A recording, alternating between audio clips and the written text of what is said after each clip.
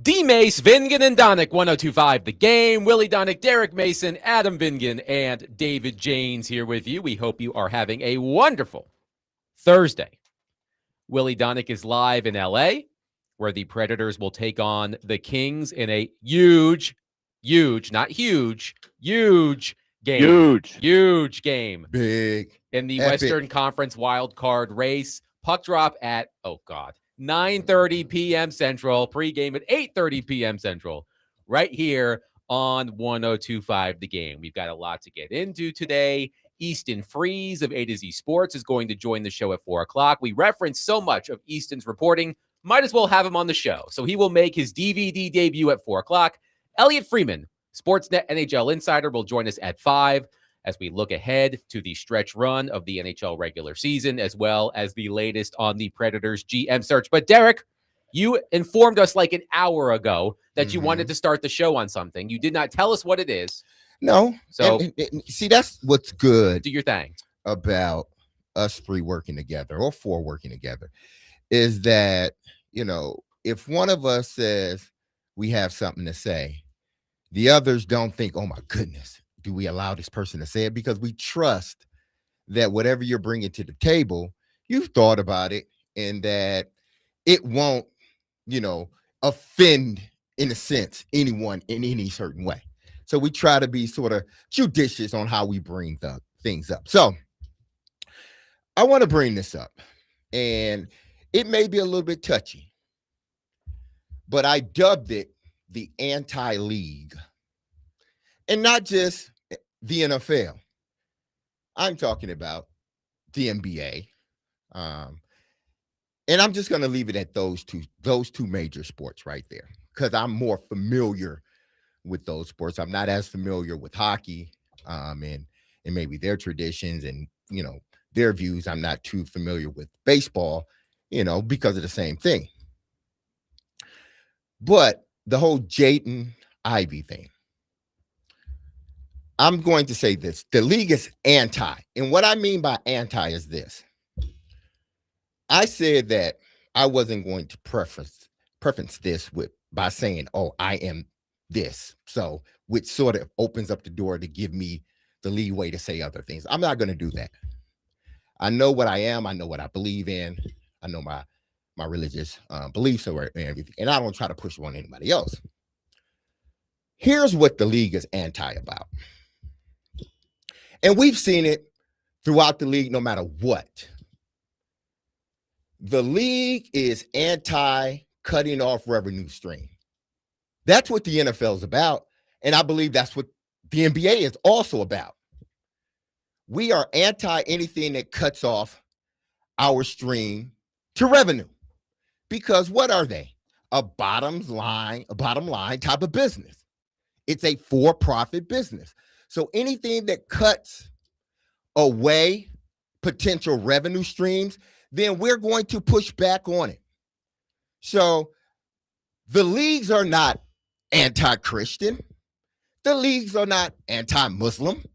The leagues are not anti-anything. The leagues are anti-cutting off revenue streams. So if they feel that you're doing something to cut off a stream of revenue for them, then depending on your status in that league performance, that's how we're going to deal with it.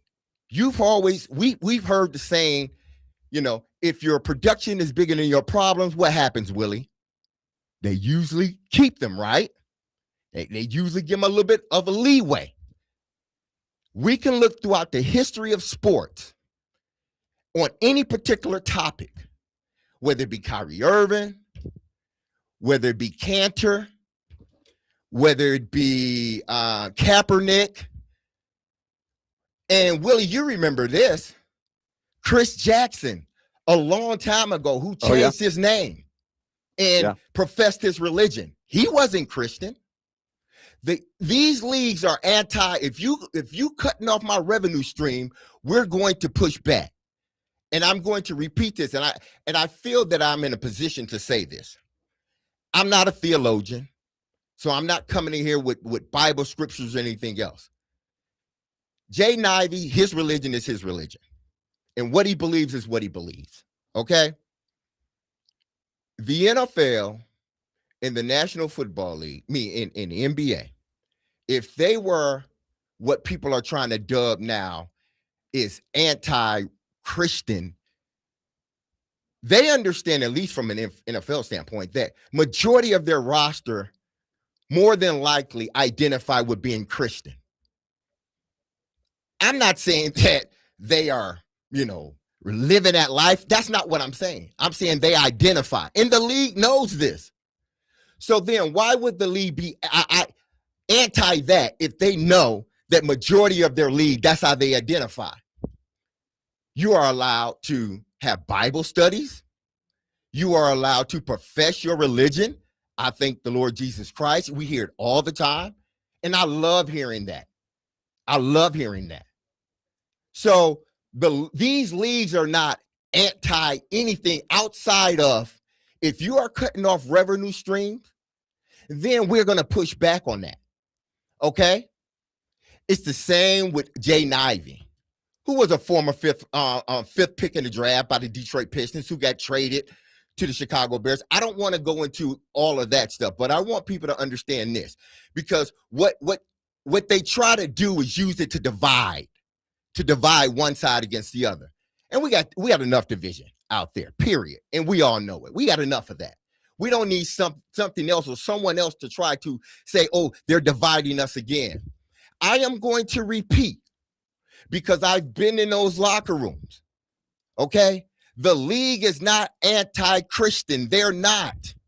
They are anti anything that steps on a revenue stream. Okay? Kaepernick stepped on a revenue stream. Kyrie Irving stepped on a revenue stream.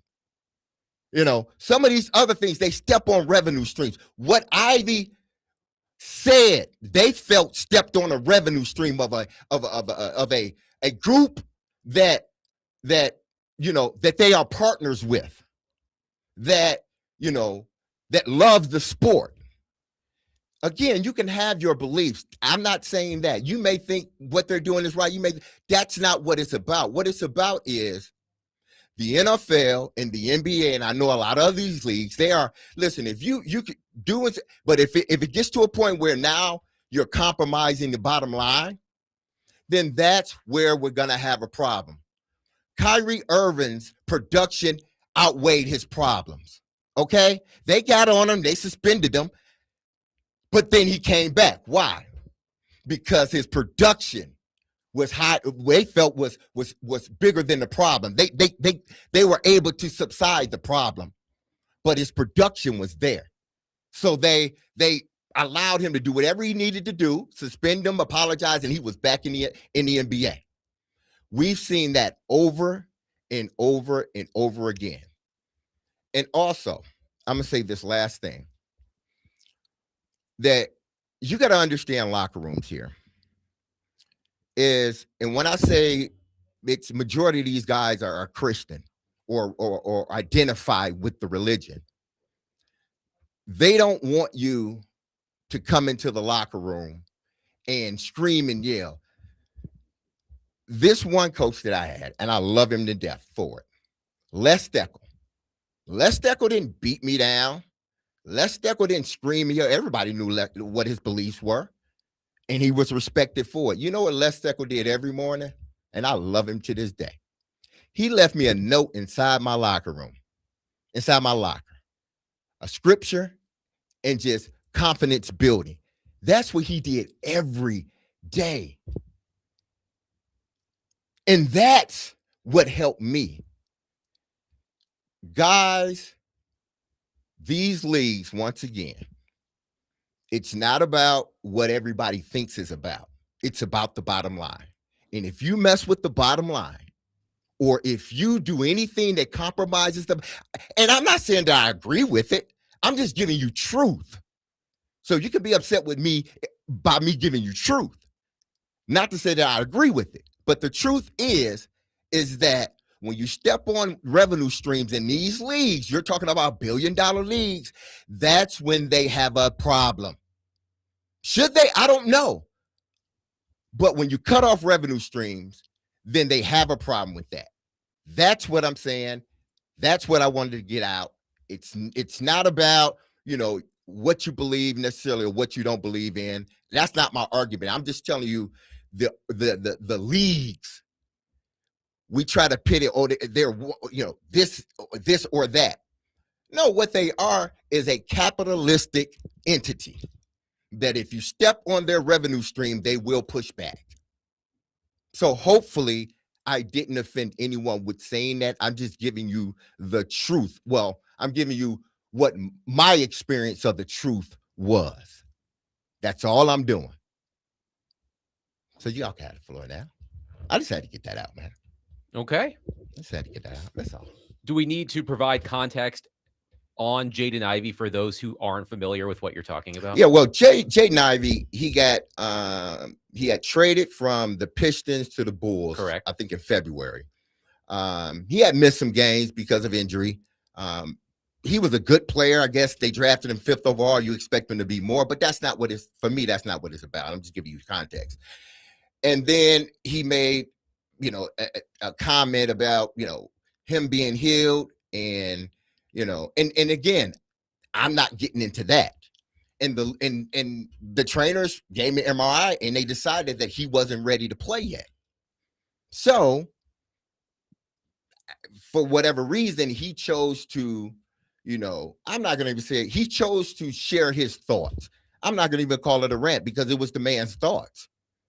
And I'm not saying they're right or wrong, but the league felt, or that team felt, that with the injury, that, okay, your production doesn't match everything else, the chaos that is being created now. So we're going to just release you. That's what we're going to do. So that's the context that he made some statements that some deemed, I'm not saying that everybody, I listened to it and I'm thinking like, okay, what did he, like, from what I heard, I'm like, what did he really say? Like, that was that offensive. Now, I wouldn't have said it that way, but but he told his truth. So everyone's upset, or, there are a faction of people or a group of people that are upset. And listen, again, when I listened to it, I wasn't, upset, but I can't tell somebody they can't be upset over something just because I'm not. So it's a very tricky issue that I think all leagues deal with in some form, and it could get it comes to a head in situations like this. There's a lot of factors. If it was a more high profile player for the Bulls, if it was their star player, would they have made this much of a harsh reaction, harsh penalty? Probably not, right? That's just the reality. That's where I think you make a good point about the revenue streams, right? It's there is kind of a moving target there. I remember, Adam, a few years ago, the Pride Night thing, it was a big thing around the league. Everybody still has it, but I can't remember who the Russian player was. It was a similar situation. He made comments about this was against his religion, et cetera. He didn't want to participate, and it created a really big discussion throughout the league on how you try to be respectful of people's religious beliefs, but also, honor a cause that everybody thinks is very important, it being inclusive and, human rights, all of that stuff. So sometimes the lines cross and you have to make really tough decisions. 615-737-1025. We will get into the NFL draft coming up next because there is a potential match in the NFL draft that I am hoping and wishing and praying happens. And it doesn't have anything to do with the Titans. And we'll get to that next. 615-737-1025. Tee it up with us at the 5th Annual 615 Open, May 28th at Hermitage Golf Course. We are once again supporting Folds of Honor to help them fund life-changing scholarships for families of America's fallen heroes. Register now to play or sponsor at 615open.com.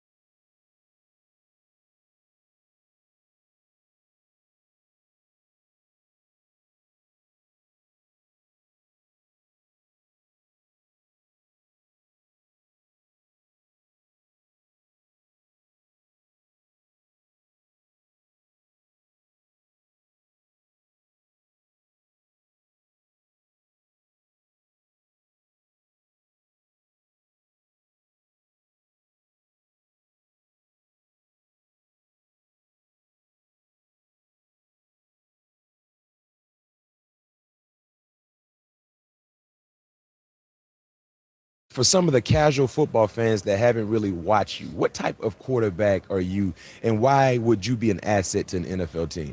I'm a person that doesn't take no for an answer. That's just a player I am. A player has always been. I'm the ultimate teammate.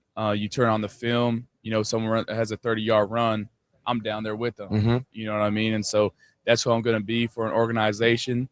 And I'm a winner. You turn on the tape, you see a winner, you see the record, you see since Little League football, never had a losing season.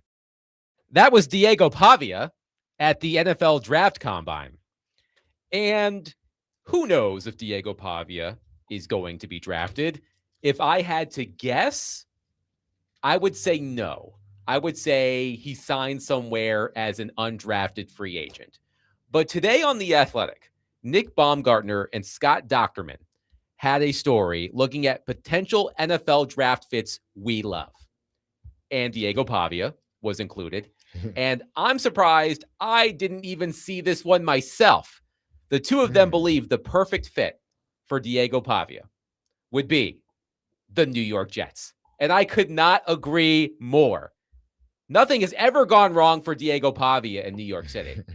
No headline-making moments whatsoever for Diego Pavia in New York City. But here is how the two of them explained why they think Pavia would be a perfect fit for the Jets. Quote, nobody said these selections have to involve first-rounders or even fourth-rounders, such is the case with, making the case for Pavia, who isn't going to be for everyone or even most teams. For the Jets, sure. Maybe Pavia is rambunctious and immature and stands 5'10" tall with the shortest arms of any quarterback at this year's combine. For every reason he doesn't make sense, though, you can't deny how he impacts his teammates and the players around him. He was the SEC's Player of the Year and Heisman Trophy runner-up, while guiding Vanderbilt to its first 10-win season, so on and so forth. So why should the Jets take a chance on Pavia? Well, it's the Jets. Seemingly every quarterback the Jets draft early flops, as Zach Wilson did, or flounders until they wipe away the stench, as Sam Darnold did. Pavia is a low-risk, high-reward possibility. Nobody should be naive about his antics or competitive nature. He's far from a prototype, but maybe the Jets just need a baller. If he performs well, he instantly becomes a fan favorite. If he doesn't, cut him and move on. I love this idea. I love this idea of Diego Pavia becoming the Cam Skattebo of the New York Jets. Now, Skattebo is productive for the Giants, but sort of that lovable meathead. Skattebo became one of the most popular players in the NFL this past season, and it helped that he was in New York. So, Willie, I'm picturing Diego Pavia becoming that scrappy utility player for the New York Jets, and I'm all about this. Sign me up. Yeah, I don't know if it's really the Jets. I think any team could probably justify it, but definitely a team like the Jets, who we know they had misfortune. They haven't done a good job of identifying the quarterback.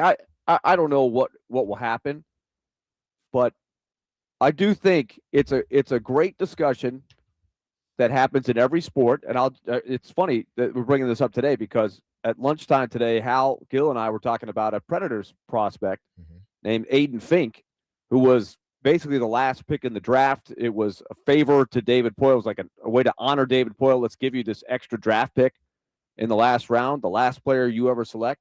And they took a kid out of Penn State who has been a prolific college player, kind of like Pavia. And you just don't know if a guy that his pro skills, his pro tools don't look like they'll translate, but there's something about a guy that you're like, we got to see, right? We got to see what happens. Most of the time, it doesn't work, right? But on occasion, there is a guy that just bucks all the trends. He just figures it out. That's what Diego has been doing his whole life, really. And so it'd be crazy not to at least give him a shot if it didn't cost you a draft pick, right? I wouldn't blame any team for just bringing him in just to see. Diego, one, I disagree with you a little, Adam. About the fit with the Jets? No, not necessarily the fit with the Jets. That If I was him, I wouldn't want to go to the Jets. No. That he won't be drafted? That he won't be drafted. I think because I think what Diego has said, it's true. He is a winner. He is just a football player, and he will do what it takes to go out there and at least put his team in a position to win. The problem is that he doesn't have any of the measurables at this league in regards to that. If he's 6 foot, then he is a more than likely, with the same skill set, he's probably a projected 3rd round pick with the measure. If he's 6 foot, 6'1", he's anywhere from a 3rd to a 2nd round pick. But because he doesn't have the measurables, some look at him as a rookie free agent.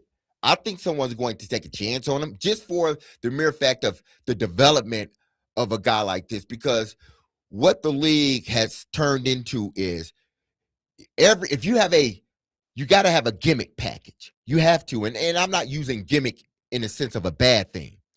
I'm thinking a package where, you can put a team in a position where they're outmanned in a sense. So when you look at, the kid from New Orleans, Taysom Hill. Yeah, Taysom Hill. He is a gadget guy, even though he has started some games at quarterback. But essentially, he is a gadget guy. That's what he is. They have about 15 plays in each and every game for him, probably more than that. Packages that they can go to at certain times of the game. Diego would fit that sort of mold as he's developing. Again, I've seen worse quarterbacks have long tenures in this league. So I'm not going to say that Diego can't make it. But if you're talking about the things that he has against them, it's measurables. That's really about it. But he can serve as a guy that you can bring in that he may be able to throw the football or he may be able to run it. There are things you can do with him a la Tim Tebow that would allow you the flexibility to draft him in the 6th or 7th round. I've thought about Taysom Hill the same way you are with Pavia, but Taysom Hill has prototypical quarterback size. And you're right. Diego Pavia measured 5'9" and 7/8 inches at the Senior Bowl, which would make him the shortest quarterback since the 1970 AFL-NFL merger if he makes it to the league. You know another guy that was like that? Drew Brees. No. I don't know. Randall L. Randall L was a hell of a quarterback. Randall L. Yeah, he was a hell of a quarterback in college. It was Indiana? Indiana, I believe. Hell of a quarterback. But he didn't have the measurables. So he became a wide receiver. Now, that was an easier transition. But how did Pittsburgh use him? He was 5'10", 185. Exactly. How did Pittsburgh use him? As a gadget guy. He did everything. So, again, there is room for guys like Diego in this league. I wonder, though, if he's got the specific skills of being a utility guy. He's not a burner, right? He's not that fast, really. He is really, really unique in that if you look at the measurables, the size, the speed, even the arm strength, it's not a guy that should put up Heisman numbers, but yet he does. And so it's even more tough. It's even more of a challenge to have those measurables translate to success at the highest level in the NFL. But at the same time, I'm intrigued. Like if I'm a team, whether he gets picked or not is a really big question. But if he's not drafted, then I would jump at the chance to bring him in just to see what he looks like in front of everybody. I would have to imagine that if Pavia does not get drafted, he'll be the first SEC Offensive Player of the Year to go undrafted. And I know that you don't want to just draft somebody for vibes, but that's what Diego Pavia brings. Vibes. And I agree with what he said in that clip. He's a great teammate. He works his ass off. And yeah, he's brash and he takes no prisoners and all of those other cliches I can throw out there. But if you're a team looking to take a flyer on a guy in the 6th or 7th round, I think you can do that for a guy with vibes. And I do wonder what Diego Pavia could do in the NFL. You're right. Willie and Derek, his measurables aren't there. He's not a speed guy, but could he be a special teamer? Could he be someone who throws a trick play here or there? I am really intrigued by this. I mean, look, Diego Pavia, he has been denied at every turn, and he has busted through all of the guardrails. You're too small. You're not good enough. It's a great story for Diego Pavia. He's not going to be a productive NFL player. He's not going to be someone who swings a game in one direction or another. But I do think there's a role for him somewhere. Even if it's just for vibes. Again, even if it's just for vibes. A guy who brings the locker room up, who lifts his teammates' spirits. I think in the sixth or seventh round, you can take a flyer on a guy just for that reason. Maybe I'm naive. I don't know. No, I mean, if you're going to draft someone, like Diego, I think a guy that doesn't quite fit the measurables for the position he's at, but you just see he's a football player. I think every team has that guy. It may not be a quarterback. And a lot of times it may not be the quarterback because, that's a position where you try to only keep two. And that third one is your practice squad guy. And that's all he's doing is running the practice squad. And it may not even be that in some situations. But every team, I think, is looking for that guy that can make you have to spend an extra 15 minutes a week on that package. Because if you have to spend an extra 15 or 20 minutes on that package, not knowing if we're going to use it or not, that's taking time away from other things.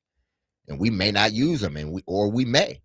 So again, I've seen quarterbacks that, frankly, you think like, man, why? But they're on your team. So again, I'm not going to say that Diego's not going to be on somebody's team. Him being a starter, come on. I mean, he's not a quarterback in the NFL. I have a better chance of winning the lottery. He's not a quarterback in the NFL. But can he affect an organization in a good way? I think he can. Matthew from Jolton says, who would you rather gamble on, Diego Pavia or Will Levis? I think that it's night and day. Yeah, in terms there's of difference tools, right? Exactly. Will Levis is the pitcher that throws 96 to 98, with electric stuff. Where you're saying, man, this guy, he's got the stuff. Not too many people have these tools, but he hasn't been able to put it all together, right? And Diego Pavia is the opposite. He's the guy that is throwing 86 to 88. But making incredible pitches, with guile and mixing speeds and things like that and getting huge results. And you're wondering, how is he doing this? Can he do it at the next level? And most of the time, those guys cannot. Like, the numbers show that they usually don't, but there are exceptions, right? Just like the guy that throws 96, 98 doesn't always make it, but there are success stories of guys figuring out how to harness the gifts, physical gifts that you can't teach. One texter says, he ain't 5'10". We're rounding up. We're rounding up for Diego Pavia. We may be. We aren't rounding up for Ruben Baines' arms, but we're rounding up for Diego Pavia's height. All I'm saying is, when I read that article and I saw the fit between the Jets and the Pavia, I said, sign me up. Diego Pavia, he may not make an impact on the field, but you could absolutely see him on page 6 in the New York Post. If I'm him, I'm like, nah, don't draft me, man. The Jets, nah.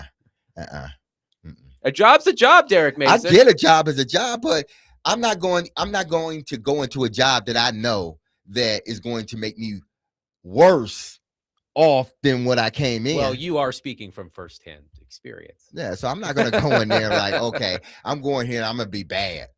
That's what that that's the Jets. But the Jets could use some good vibes, and Diego Pavia can provide the vibes. That's what I'm saying. But they got to be good vibes. He always brings good vibes. Yeah, he's well, he's an energy guy. except for what happened in New York during the Heisman Trophy I presentation. think he's learned from that. Yes. 615-737-1025. I just loved that idea when I read about it earlier today. 615-737-1025. Coming up next, there is an NFL player out there who deserves his flowers for getting that bag. We will discuss that coming up next. 615-737-1025. Today, Vanderbilt baseball takes on Texas A&M. First pitch is at 6 p.m. Catch all of the action on 94.9 The Fan. Coverage is presented by Gary Force Acura.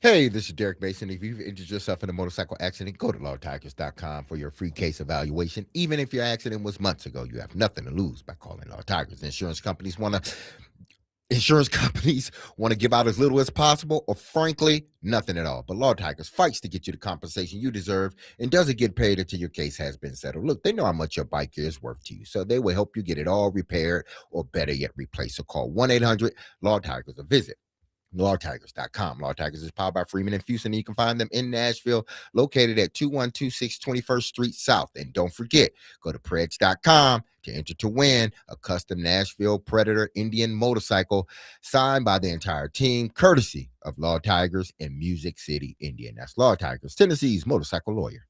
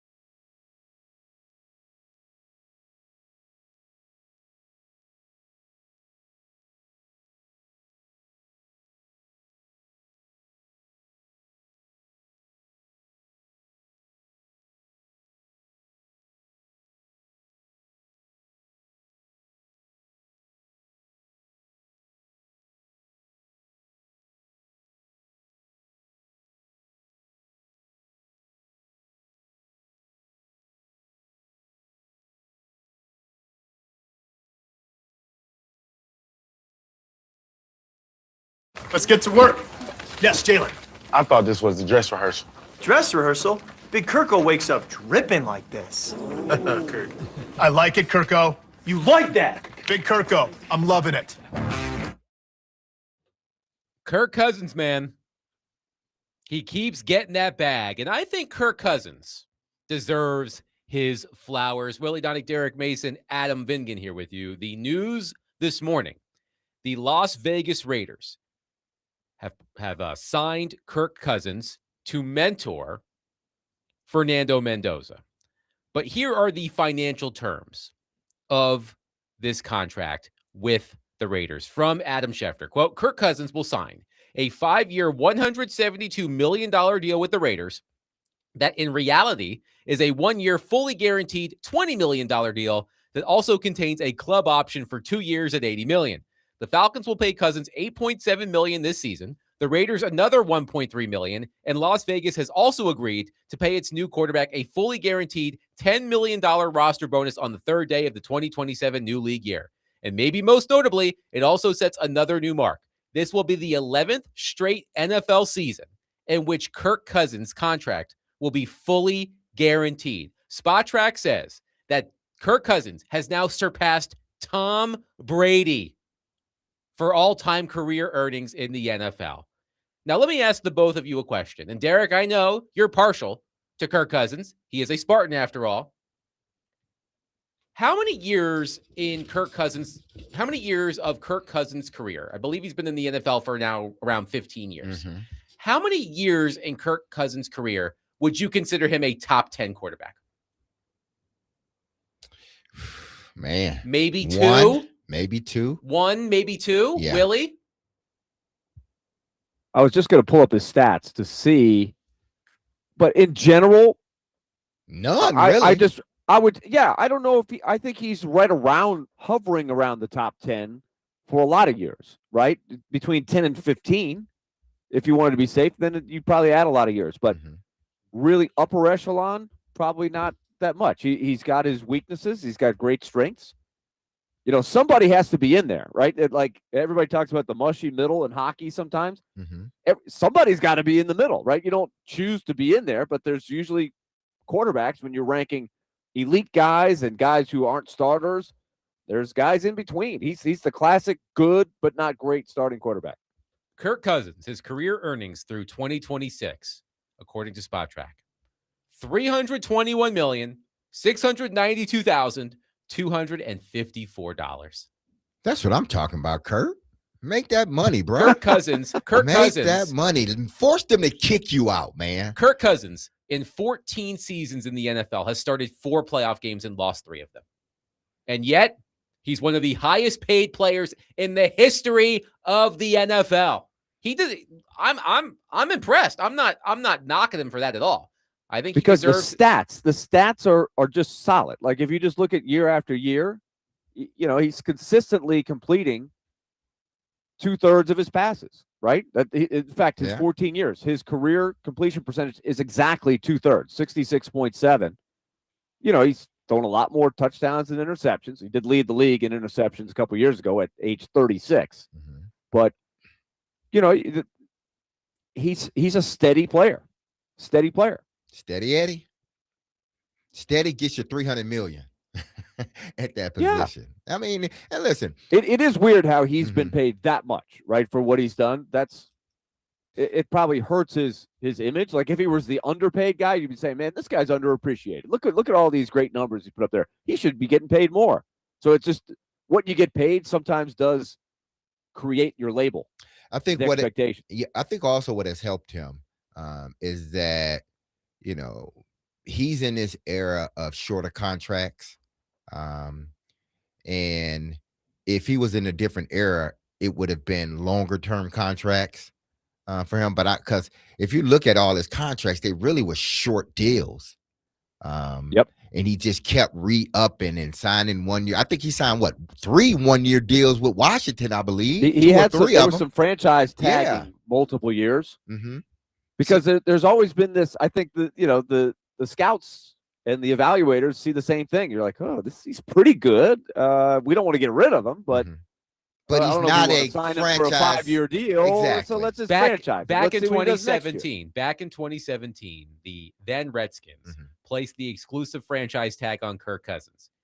The previous year, he received the non-exclusive tag. It was the first time in history a team has used the franchise tag twice on the same quarterback. Yes. See, and that 4th year was like a tenured year, wasn't it? Because he wasn't a first-round pick, so it was your first 3 years. He was a 4th-round pick. Yeah, the first 3 years, correctly. And then that option years, that 4th year. So basically, he was on 3 1-year deals. That's what he was on, and he made money doing that. And when others laughed at him, he's the one laughing at the end because he's still in the NFL. The way to the bank. Exactly, he's still in the NFL, and he's still making money. An old quarterback once told me, he said, "Listen, they're gonna have to force me out of this league because the money's too good." Also, by the way, has there ever been a more mismatched quarterback duo and city than Fernando Mendoza and Kirk Cousins and the city of Las Vegas? That does seem odd couple. Kirk Cousins is a choir boy. Mhm. I've said that Fernando Mendoza gives off debate team energy. The two of them in Las Vegas. Mothers, lock up your daughters when Kirk Cousins and Fernando Mendoza hit the strip. But I do want to play a clip from earlier today. This was Adam Schefter, I believe, on First Take, talking about the signing of Kirk Cousins with the Raiders. And there's something he said that I think certain Titans fans may key in on. Let's play that clip. You got a situation here where Clint Kubiak, the new Raiders head coach, has said that in his perfect world, he brings in a veteran to hold down the fort and play the position early on while they get Fernando Mendoza up to speed. And so now that he's brought in Kirk Cousins, whom he worked with for 3 years in Minnesota together, Kirk Cousins knows what to expect from Clint Kubiak. Clint Kubiak knows what to expect from Kirk Cousins. These two have worked together before. They'll do it together again now in Las Vegas. And so this is really an ideal bridge quarterback situation where they can bring in Cousins. It forces them to take the pressure off Mendoza. They don't have to rush him out there if they don't feel like he's ready. Kirk Cousins is a great quarterback for Mendoza to be around, to learn from. He becomes an ideal tutor. And if we think of Kirk Cousins in Atlanta, he did not choose to work with Michael Penix. The team chose Michael Penix. In this particular case, Kirk Cousins willingly, voluntarily signed on to work with Fernando Mendoza. It's the idea of, I can see it now. Let's say week 1 rolls around and Kirk Cousins is the starting quarterback for the Las Vegas Raiders. You know that there are going to be Titans fans who say, see, the Raiders did it, but the Titans thought they were too good to sign a veteran quarterback so that Cam Ward could sit on the bench. I just prepare for it, guys. It's going to happen if that's what happens with Kirk Cousins. Yeah, I'm sure it will. And Kirk Cousins got paid like a quarterback who's going to start. Yes and no. I think they can, because essentially it's a 1-year deal. And that other money means nothing. It's a 1-year deal. And to have somebody that they feel if Mendoza can't get up to speed, then they don't have a problem with inserting Kirk Cousins. Because it was the same way in Atlanta. I don't think Penix started the first game of the season. I think it was on Kirk Cousins. Well, Cousins was terrible during one stretch, if I recall correctly, and then he got hurt. Yeah, and then they brought in Penix, but yeah, he was the starter. And because they probably thought Penix just wasn't ready. I'm sure in Oakland, I'm saying Oakland, in Vegas, that if he shows that he's ready to play quarterback, Mendoza, he will be underneath center. If he's up to speed and he's showing that he's ready to go, I guarantee you he would be underneath center. Now, if it's some hesitation or they just like a little bit skeptical, he's not quite on that track, then I think they will start Kirk Cousins at the beginning of the season, allow the season to go. And if the season isn't going the way they thought it was, if they're not winning, I think then you insert the young kid, because now the fan base is saying, hey, we're not winning. We might as well throw in a young kid. Willie, Josh Dubow of the Associated Press tweeted this out earlier today, and we had this conversation a ton in the lead up to the season last year with Cam Ward. Quote, with Raiders signing Kirk Cousins, here's a look at when the 29 quarterbacks taken number 1 overall in the common draft era started their first game. Of those 29, 20 started in game 1. Well, we had a major discussion about this last year, of course, about the best way to do it and what the numbers show. I do think too many teams make up their mind early. This guy's starting game 1. Like they make the decision way before they need to. I think it's, as we watched it unfold last year in Nashville, I do think there is something to be said of just saying, let's make sure this guy gets the reps. So we will know as much as we can about this guy before we make the decision to throw him in there or not. I think sometimes they go the next step, though, of saying we're going to give him all the reps. And, well, if we're going to give him all the reps, we got to put him in there because the other guy we haven't given that many reps to. I think you have to just say when you're in the situation that these teams are, and you were on the bottom of the heap last year, that you may have to do it differently. Keep developing the number one guy, but if he's not ready, there's nothing wrong with holding him out. If you have the right backup who can go in there and give it the best he's got, even though he hasn't had all the reps with the first team. Skylar says Kirk Cousins is the perfect mentor for Mendoza. Both guys seem like they volunteer to work for churches and charity work. They do seem like kindred spirits, which makes me laugh about them playing in Sin City. That's the funny part. Well, man, hey, I think, you got a quarterback that you believe can win you a few football games. So he is the bridge quarterback. And then you have another quarterback that, I'm not going to say if they draft him, they are going to draft him, that you believe will be your future. And you just got to, find a way to sort of merge both of those, all while doing what's best for the young quarterback. Eli says Kirk Cousins is the poster child for loyalty. Wait, Kirk Cousins is the poster child for loyalty, does not get rewarded, but mediocrity does. I mean,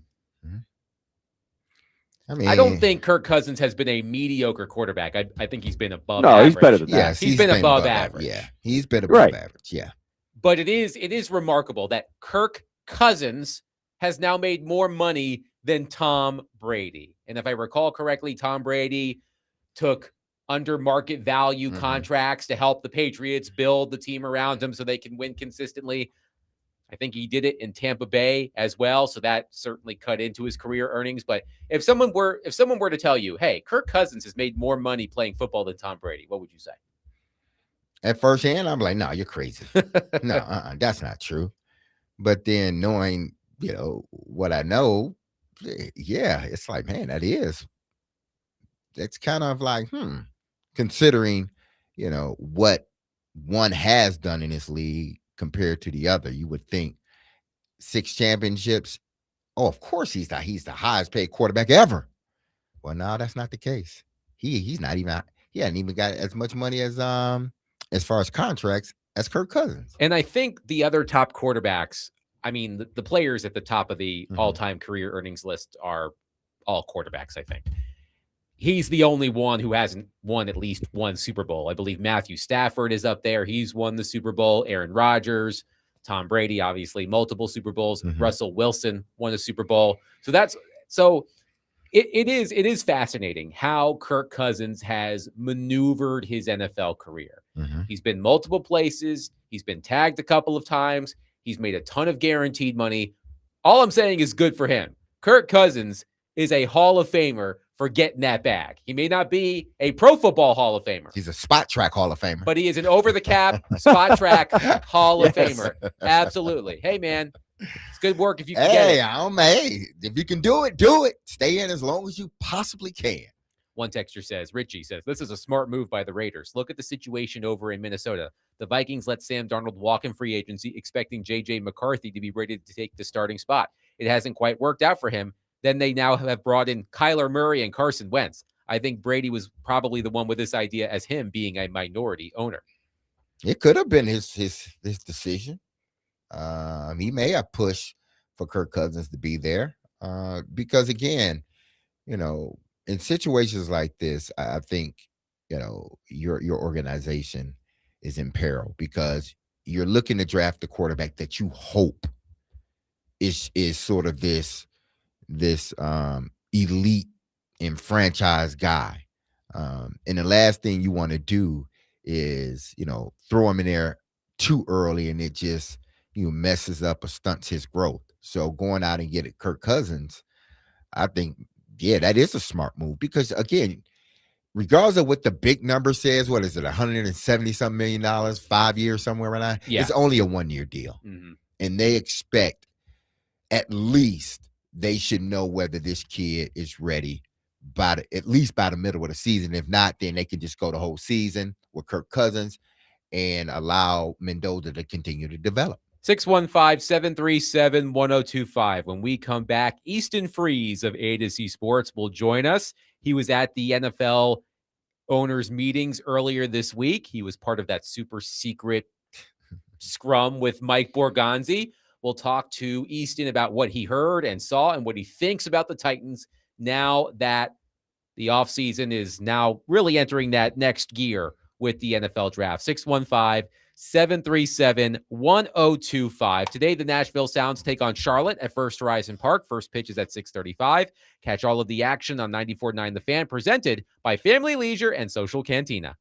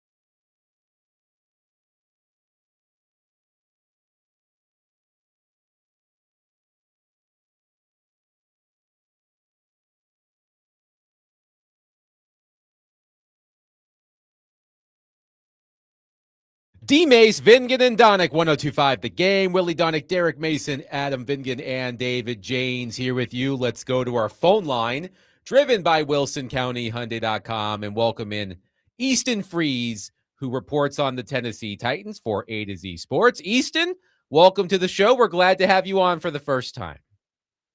Hey, guys. How's it going? Great to be on. Yeah, so let's start here, Easton. You were at the NFL owner meetings earlier this week. You were part of that super secret scrum with Mike Borgonzi that wasn't publicized. I searched for the video. I could never find any. But during your time there, in regards to the Titans, what is something you are more sure of now than you were before you attended the meetings earlier this week? Yeah, that's a great question because the Titans PR team, I think, did a pretty good job between Borgonzi on Monday and Saleh on Tuesday of making sure there was enough mixed signal for everybody to come away with just a couple of questions you wish you had the answer to. And so the thing that I think stuck with me most was when we talked to Borgonzi, and I had kind of a back and forth with him about, in general, positional value and when it comes to premium players versus premium positions. How do you weigh that at the top of the draft? The fact that he came on pretty strong with, we are taking the best football player, was something that I won't say definitively points to, oh, well, they're definitely taking Jeremiah Love, which I think a lot of people saw and ran with. But it does leave me thinking, if they don't take Jeremiah Love, whoever they do take at 4 or wherever they end up picking is somebody that they'll have to come to that podium and explain why that was a better football player than Love or whoever is your top player in this class. For some people, that's Sonny Styles. Let's build off of that, Easton. As you said, there are a ton of Titans fans who are hoping the team drafts Jeremiah Love. The man sitting to my right, Derek Mason, is the conductor of the Love train. And as you said, Borgonzi told you that he will take the best football player. But do you think there is part of him who will struggle with the idea of drafting a player at a non-premium position with the number 4 overall pick? Yes, a very big part of him. And that's why even after what I just said and the things that I heard this week, I put out an article at AtoZSports.com yesterday where I kind of did a pie chart of percentages with where I think the Titans will go at pick 4. And Jeremiah Love did not have the biggest piece of that pie. It was Arvell Reese and David Bailey, the top 2 edge rushers in this class, who I think have about a 50% chance of being the Titans pick. Now, the pushback there obviously is that there's a pretty decent chance both of them are gone by 4. And in the scenario in which Arvell Reese and David Bailey go 2 and 3, I really don't have a great beat on where I think the Titans end up going at 4. If you made me choose, I would predict Jeremiah Love, but I think it would be very much like a necessary evil type of pick for Mike Borgonzi. Not that Jeremiah Love is some evil player or the taking a top running back is some awful, terrible thing, but I do think that he's somebody who fundamentally likes to stick to the basics, likes to draft in the trenches and take premium players with premium picks. And so it may just break in a way that makes Jeremiah Love make the most sense for them. And he's an awesome football player. And how much fun would he be to put into this offense with Cam Ward? But I still think Mike Borgonzi is the type of guy to want to go with that premium position rather. Easton, yesterday we were having a conversation about outliers in the NFL draft. And I know that you're on top of this. It seems like many of the top prospects in this year's draft are outliers historically. For instance, Jeremiah Love, a running back, being taken with a top 5 pick. Reuben Baines and his short arms. Sonny Styles being an off-ball linebacker. I believe you wrote something about this for A to Z Sports the other day. Caleb Downs being a safety. There seem to be a lot of outliers among the top prospects in this draft. Which player who could be considered an outlier do you think poses the least amount of risk at number 4 overall? That's a great question because you're totally right. You're all over it. Well, we need to define risk, right? Because the player that I think has the least risk in terms of just being a bust in the NFL is Jeremiah Love. Like, I'm so sure he's going to be an awesome running back. And history bears this out. The top first round running backs, top 10 pick running backs in the past decade have almost all been pretty much as billed. They've been really good players. But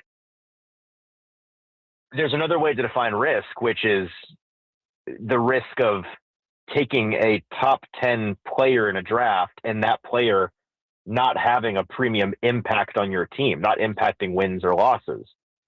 And that's where I think the Titans could say, well, a guy like David Bailey, if he falls there, something that Robert Saleh was saying to us Tuesday that really stuck with me, and it's not the first time he's brought it up, is I think he really likes to emphasize, and a lot of coaches do, having a changeup and having a deep bag of tools is obviously very useful in the NFL.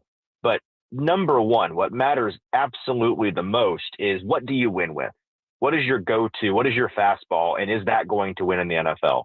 And for all of the potential flaws in David Bailey's profile, he is somebody that I am certain has a fastball, and it is his wicked get off. That first step when he is lined up with his hand out of the dirt, ready to take off and take the quarterback's head off from a wide 9 alignment, is something that I know will work in the NFL. It will. That speed rusher ability is something that works. And that's why I think the Titans could say maybe he's the least risky guy for us.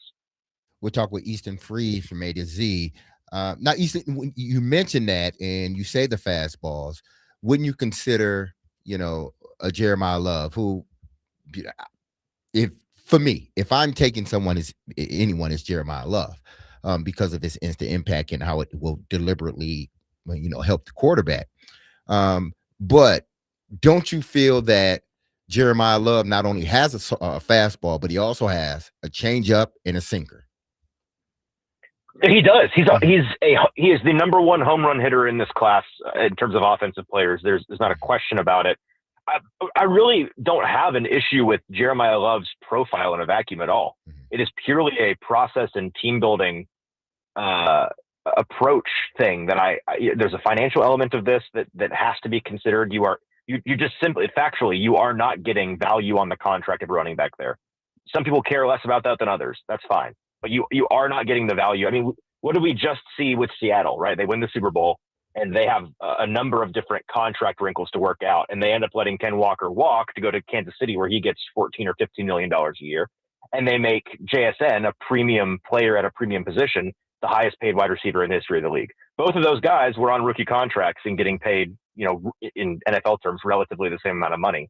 And now look at the difference, the delta in how much they're getting paid. That's contract value, right? And then we also look at a number of teams. Again, what's weird is you look at the top 10 picked running backs in the last decade or so, and there's this strange divide between the players ending up being good players, but the teams they go to ending up being really crappy franchises. Like we're talking about the Giants and the Raiders and the Falcons and the early 2010s Bills, the Rams before they had Jared Goff and Matt Stafford, like some franchises that aren't exactly a murderer's row.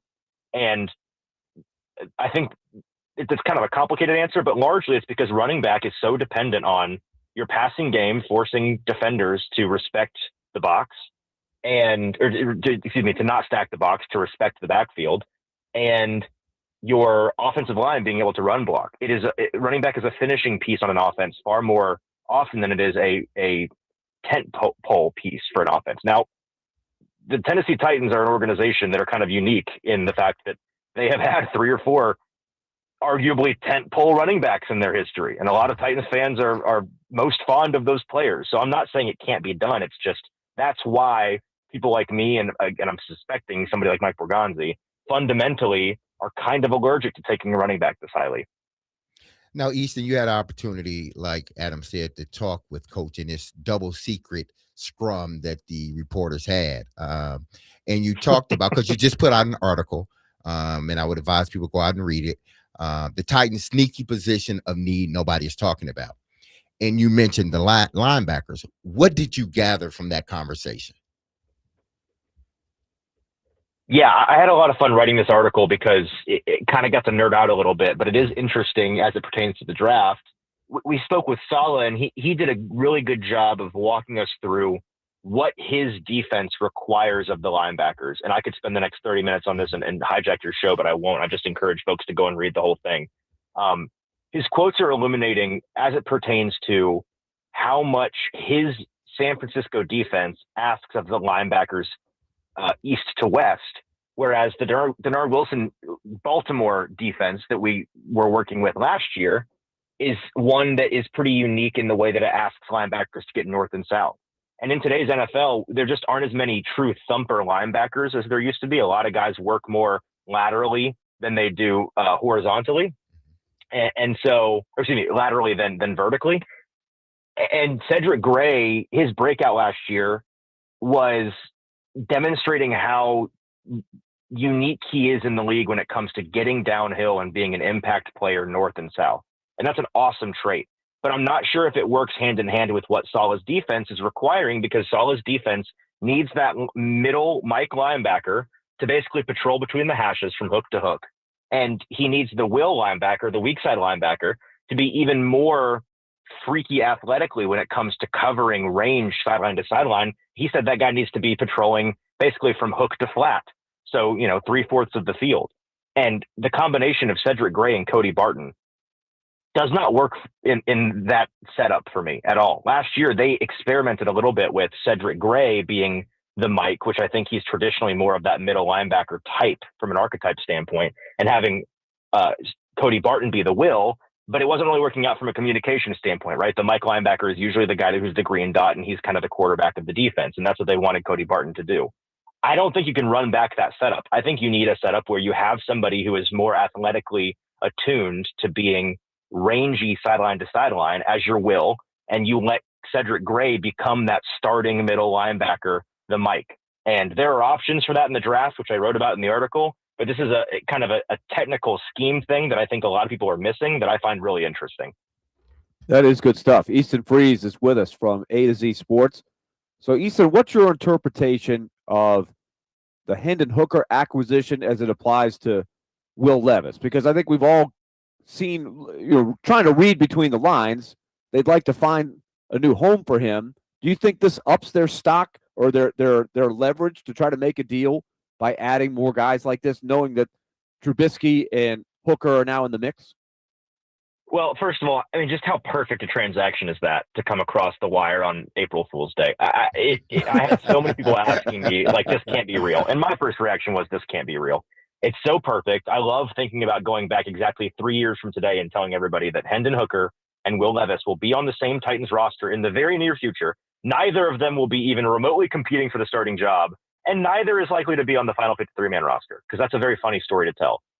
I think the Hendon Hooker addition isn't even really the last nail in the coffin for Will Levis as a Titan. I think it's like an additional nail on top of the last nail, because we've already kind of been here. The writing has been on the wall at least since the Trubisky signing, because this team isn't going to keep more than 2 quarterbacks on the active roster. And a guy like Hooker is certainly a candidate to, if I'm being 100% honest, I think that he is a guy that we kind of all assumed might be out of the league at this point. He's coming in to be a camp arm for the spring. And if he parlays that into sticking around in August and maybe even being like the practice squad guy during the season, then cool. That's a worthwhile endeavor. But as it pertains to Will Levis, both parties would like to see a change here. I think it's just a matter of time before we do. I'm most curious to see what that trade will look like, not whether or not the trade will happen. At this point, I am expecting Will Levis to be wearing a different jersey come September. I'm just curious about the value, because I may be crazy. I can make an argument that now and in the future, Will Levis has got a way higher ceiling than Mitch Trubisky, and it's not even close. And so for an organization that is low on talent, why not keep him around with the new group and see what he becomes, at least for a year, see what you've got. But it seems like they've made their mind up, and they have for a while now. And so I'm curious what they think they could get for him. I'm with you in finding this really fascinating, because you can make an argument for him to be way more valuable than people think that he is, or way less valuable than people are hoping he is. On one side of the coin, he is a guy that from an athletic standpoint, you're right. Like the ceiling is extremely high, and there are absolutely coaches around the league that remember scouting him and remember watching him play for the Titans, and they think, I can fix that guy because his arm is outrageous. He is built in a way that is pretty fantastic in terms of NFL athleticism at the quarterback position. Like, there's a lot of tantalizing things about Will Levis. He's just got to get his head right, and the processing speed has to increase. And and he's young, and he's cost controlled. So like, there's all these reasons why I could see, like, Kenny Pickett got traded multiple times in recent memory for essentially 4th round pick value. So why couldn't Will Levis get something like that or better? Because again, Will Levis is a significantly better athlete than Kenny Pickett is, and has a significantly better arm than Kenny Pickett does, and significantly bigger hands for that matter. The flip side of the coin is that they've basically shown their hand here, right? Like, in terms of leverage, I'm not sure what leverage exists, because everybody knows the Titans need to get rid of this guy. And also, and maybe more importantly, we've not seen him play football in essentially a year. The surgery timing, the decision to get that surgery at the very beginning of training camp last July, just put this team in a tough spot for him in terms of trading, because whoever trades for him is going to have to just go based on faith and trust on what the Titans are saying. That they don't have anything to work off of here in terms of projecting him as a guy that's healthy and back to ready to develop. So I don't know. If I had to guess, it would be like a 5th round value, but I really am just guessing. Easton, last one. If let's just in theory, let's say they don't take Love with the 4th pick. Now they have Michael Carter in this mix of running backs now that are on the roster. If they rolled with that group, the current group right now, do you think that could give them a sufficient running game, or does there have to be another ingredient in there? No, I think that it can. I mean, Robert Saleh was talking about this in this time of year. You expect this from him, whether he means it or not. I'm not calling him a liar by any means, but there's some glad handing going on here. He was talking about how, Tony Pollard. That's a nice way of putting it. Yeah, Tony Pollard ran for triple digits on San Francisco last year. He remembers that. I remember that. I remember Tony Pollard as the offensive line started to figure it out, and this is instructive when it comes to a guy like Jeremiah Love, whether people want to realize it or not. Like, the Titans' offensive line started to put it together last year, and suddenly Tony Pollard went from a guy that had lost it seemingly in the first half of the year to a guy that was putting up multiple 100-plus yard rushing games down the stretch when, notably, no one was watching the Titans anymore. So I do think it's sufficient. Is it an above average running game with Spears and Pollard and 2nd-year Mullings? Probably not. Maybe. It all depends on if Tajay Spears can stay healthy and be as big an impact as you would hope he would be. It depends on whether Khalil Mullings can turn into like a useful rotational player, which we honestly didn't see enough from him last year to say one way or another on.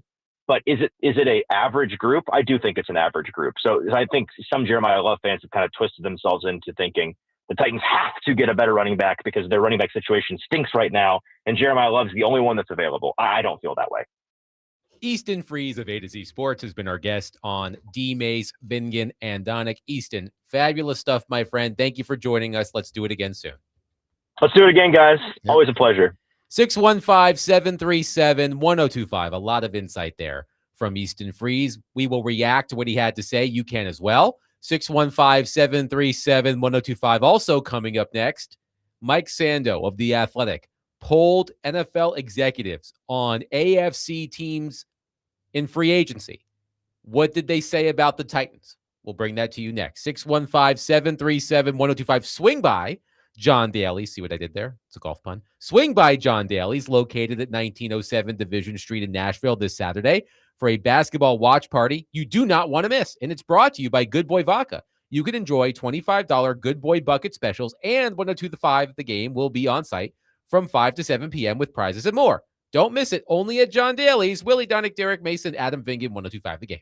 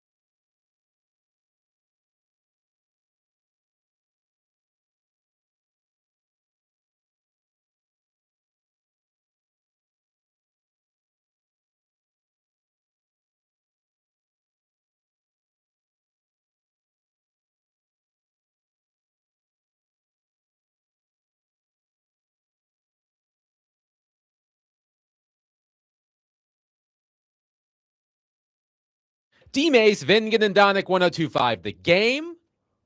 Our offseason coverage is presented to you by Tennessee Brew Works. Locally brewed, community-driven, Tennessee Brew Works, the official craft beer of the football offseason coverage here on ESPN 102.5 The Game.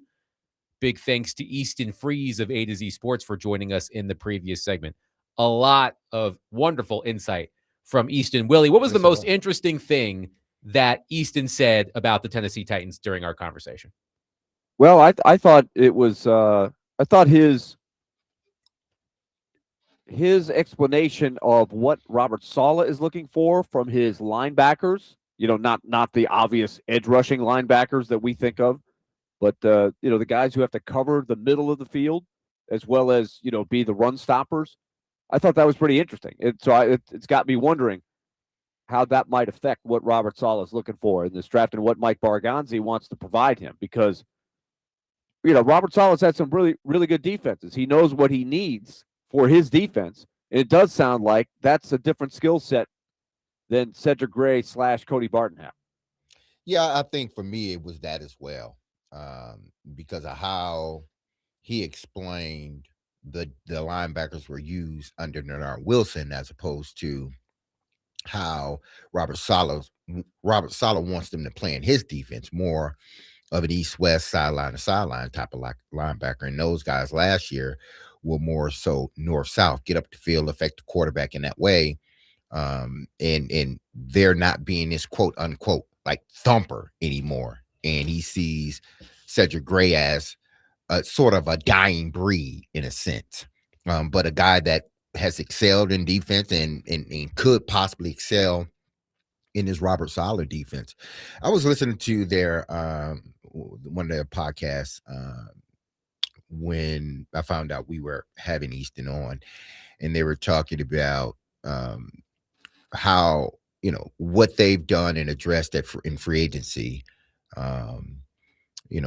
made that cause them in a sense to look at other positions. And they talked about the offensive line position, which, we haven't talked, and because I know we had some callers yesterday or some texters yesterday saying the offensive line is the number one you need. I don't think we've ever lost sight, at least this show. I don't think we've ever lost sight of the offensive line needed to be fixed. But I think when we're talking about, positions outside of the offensive line that could potentially help, like directly help Cam Ward, not that the offensive line doesn't, because it does, but we're looking at impact players. You don't see offensive linemen as impact players, even though their job it's a thankless job in a sense. Because even though you may have a really good left tackle or a really good guard, you don't see them as quote unquote playmakers. We're talking about those guys outside of sort of that bubble, those running backs or receivers that we can look to and say they are playmakers, because we can visually see what they're doing, i.e. score touchdowns or 20 or 30-yard runs. We can visually see that, but you're not really paying attention to the offensive line. When a running back breaks a 30-yard run, we don't say, man, that offensive line did it. Look at those. No, you talk more about the running back than you do the offensive line.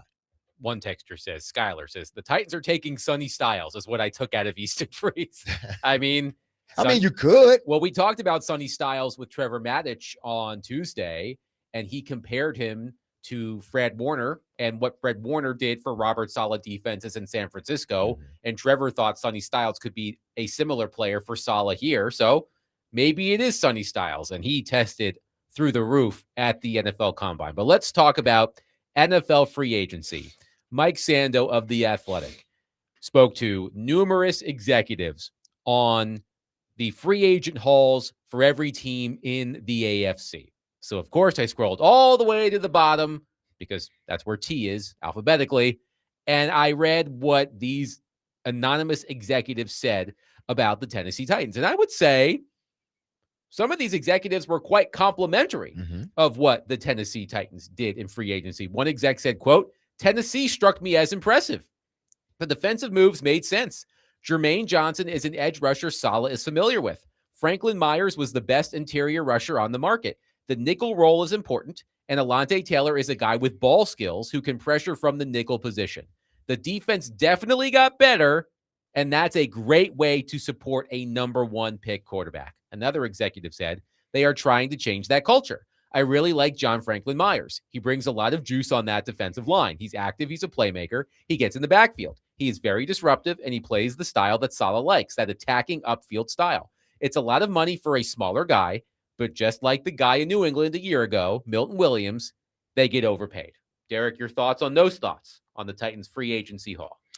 I think they did, again, free agency is supposed to, it's not a long-term fix. It's trying to, plug a hole with a veteran guy that has been productive, that still has something left in the tank. You figure you can get, 2 to 3 good years out of him. So he's sort of that, in a sense, that bridge guy. So if you look at what the Titans were able to do as far as like bridge guy, and I don't want people to take bridge guy as a bad thing, because I don't think it's a bad thing. I think John Franklin Myers is a bridge guy. He's the guy that's going to bridge the next defensive tackle, just like Jeffrey Simmons was the bridge guy to why am I forgetting the defensive tackle for the Titans right before Jeffrey Simmons? He was there with Jeffrey Simmons. Why am I forgetting his name? Jarrell Casey. Yeah, Jarrell Casey. He was the bridge guy for Jarrell Casey. Why? Because Jarrell Casey was getting a little bit older, and they needed to have that dominant guy. So he was their bridge guy. I think Franklin Myers is their bridge guy. I think some of these other guys that they went out and got, whether it be Cordell Flott or the other corner, Elliotte Taylor. I think those guys are guys that they believe can hold down a fort for the next 2 to 3 years while they draft their younger guys in the next 2 years, this year and next year, and allow those guys to develop. So I think they did a great job as far as, again, we say this and then you get into the season and if it changes, it's like, oh, y'all. But based on their production with their other teams and the history that Saleh has had with these individuals, I'm just talking on defense, you believe that they went out and they addressed the positions of need on defense. Did they address it long term? Probably not, but for the next 2 to 3 years, I think they believe they've addressed those holes that they had in the defense with going out and get John Franklin Myers or the 2 corners that they went and got. Now, Willie, there was some not so good from these executives who spoke to Mike Sando. Here is what Sando wrote first, then a quote from an executive. Quote, "It's logical for teams to sign free agents their coaches have worked with in the past. But execs thought the Titans took this to an unhealthy extreme, especially when reuniting new offensive coordinator Brian Daboll with receiver Wan'Dale Robinson and cornerback Cordell Flott, who both played under Daboll on the Giants." Here's the exact quote. "They signed 2 really high-level players in free agency, John Franklin Myers, who Saleh did have a relationship with, and they signed Elliotte Taylor, who they did not have a relationship with. But then you bring in Wan'Dale Robinson and Cordell Flott for a lot of money, and it's like, what are you doing? I did not get that." End quote. Well, I mean, it's one person's opinion. I'm always skeptical of what a collective free agent class is going to be worth. I think D-Mace just said it. I think the biggest thing, forget about what wins and losses this year. Is it accelerating? Can these guys help build the foundation to where when they upgrade, but hopefully win, they upgrade their roster with better talent. They're surrounded by guys who understand the concepts and what they're trying to do. If that can speed along the development, then I think that's what you're hoping for a free agent class. It's the icing or it's the surrounding pieces. It's not your main pieces. But to your point, Eric, as you said, once the season starts, all that matters is how these free agents impact play on the field. And if the Titans struggle, and look, it's well within reason that the Titans will struggle because they are still one of the worst teams in the NFL. But if the Titans struggle, if Wan'Dale Robinson struggles, if John Franklin Myers struggles, if Cordell Flott struggles, you know what you're going to hear? The Titans went too heavy on the Jets and Giants, guys. Of course.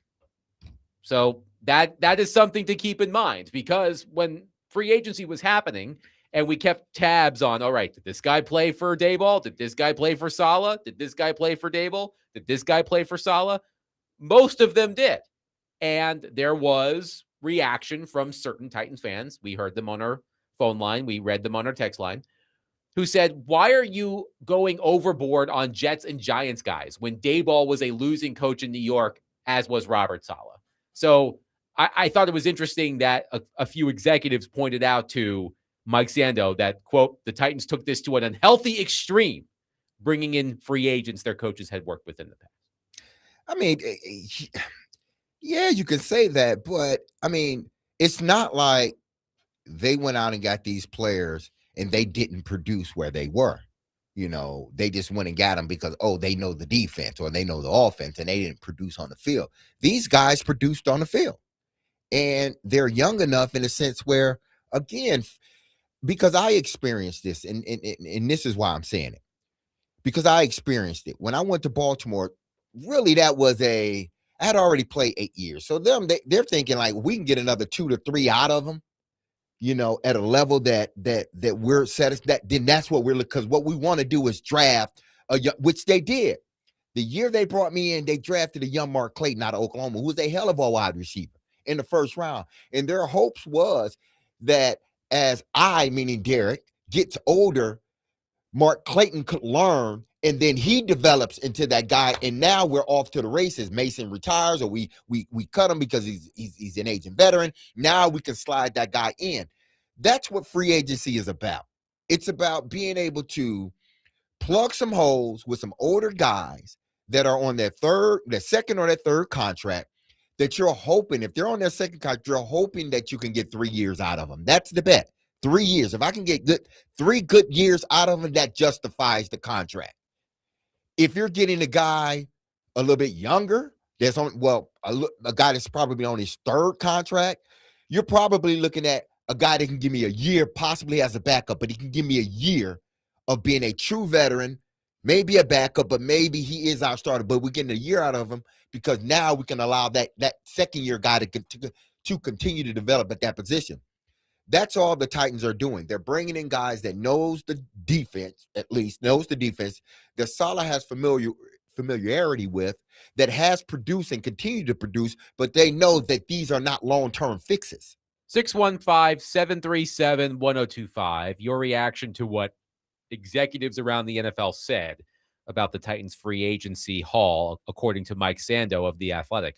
615-737-1025. Coming up next, a prominent athletic director in the SEC made headlines for something that he said about the future of an important event. We will get to that coming up next. 615-737-1025. But we do have some tickets to give away. If you would like a 4-pack of tickets to Monster Jam at Nissan Stadium on Saturday, April 14th, that's 2 weeks from this coming Saturday, be caller number 3 at 615-737-1025. You will win a 4-pack of tickets to Monster Jam at Nissan Stadium on Saturday, April 14th. 615-737-1025. Willie Donick, Derek Mason, Adam Vingan, 1025 The Game.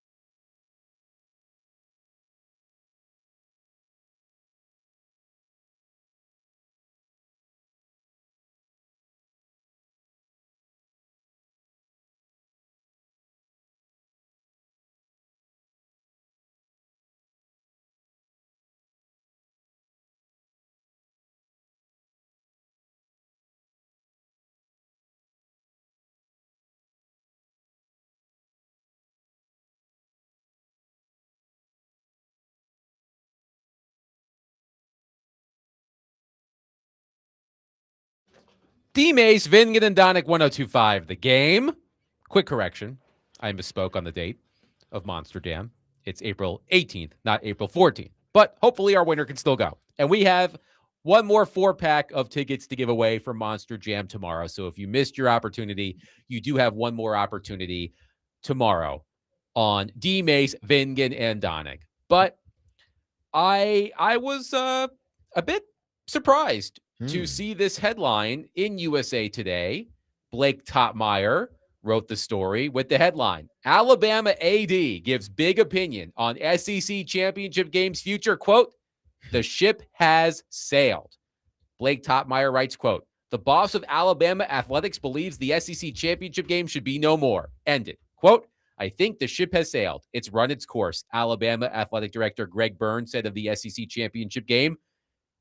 Topmeyer writes, folks, this is seismic. Consider the source. This isn't some gadfly calling for change. We're talking about the veteran AD at Alabama, end quote. And we've talked about this, guys, with the expansion of the college football playoff and whether teams playing in their conference championship games were at a disadvantage because they were playing an extra game. But, Willie, to hear the Alabama AD say that it's time for the SEC championship game to go the way of the dodo bird, I do think that's pretty newsworthy. Well, it's kind of like finally somebody is using logic and common sense and not just saying, well, that'll never happen because of the money. More people need to be bold and say the reality. I don't think it helps you win a national championship. I think you'd be better served. Now, you can't get around the stupidity of having 16 teams or 18 teams in one of these leagues. It doesn't make any sense in football because you can't really determine a true champion because not everybody plays everybody. And when you only play 9 conference games, it is going to leave a lot to be desired most years. And you don't have the divisions. Like when they started this, it made perfect sense. You play the teams in your division. The East plays the West. And for the most part, there wasn't perfect, but it was a much better way to determine the league champion. At the end of the year, you're like, okay, that's our champion. Now, with 16 teams and a way more imbalanced schedule, there's no East and West. Even in years where the winner walks away, it's like, what did they win? I do think that they need to really look at this and sacrifice a few bucks and say, let's gear up for winning a national championship because I think it's better. They don't need that game. No, I mean, this has been, I think, talked about for the last year or hinted at because of now, and he spoke about it in the article. This worked, the SEC championship game, which the SEC was the first to have a championship game. It worked when the old system was the way it was. So having that extra game, it worked for the SEC. But as they start to expand, you start to see, honestly, it may be more of a detriment than a help. Listen, the big thing is the money. They don't want to lose the money for that game. And I get it because, again, it's about the bottom line. If I do take away a championship game, how then am I going to get that revenue back? Well, he talked about, if we go to 16 teams, you're going to get that revenue back. Instead of it being an SEC championship game, you get an extra team in the playoffs, and your team or your conference get an extra, paycheck in a sense. And I think it hurts from this standpoint.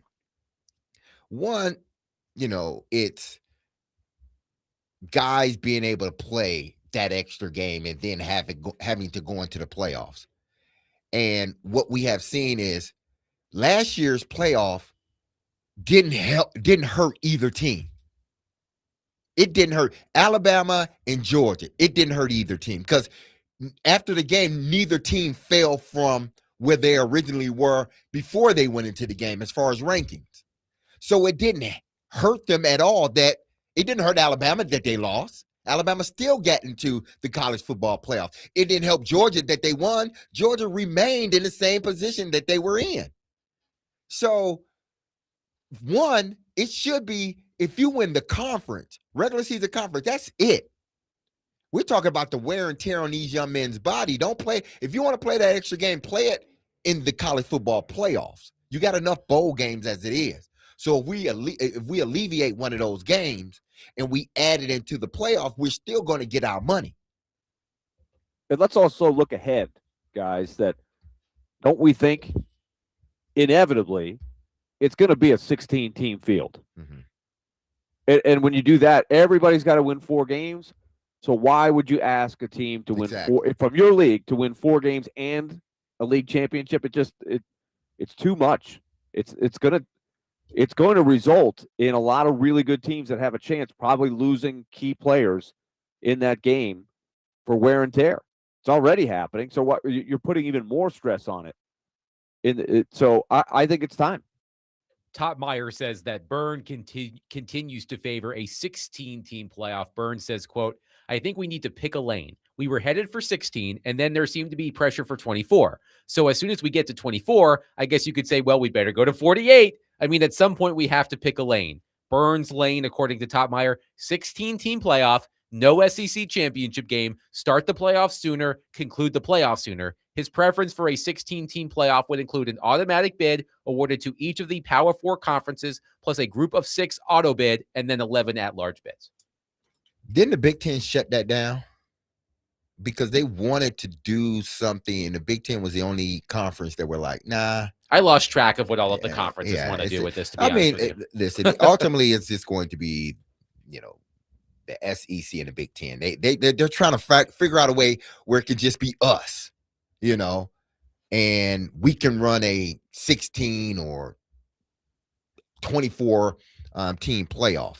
But right now, that's not where we're at. And you're right. It's why is it that we should play that extra game? Like you said, Willie, when you're asking me to play in, potentially 4 playoff games, how does that 5th game help me?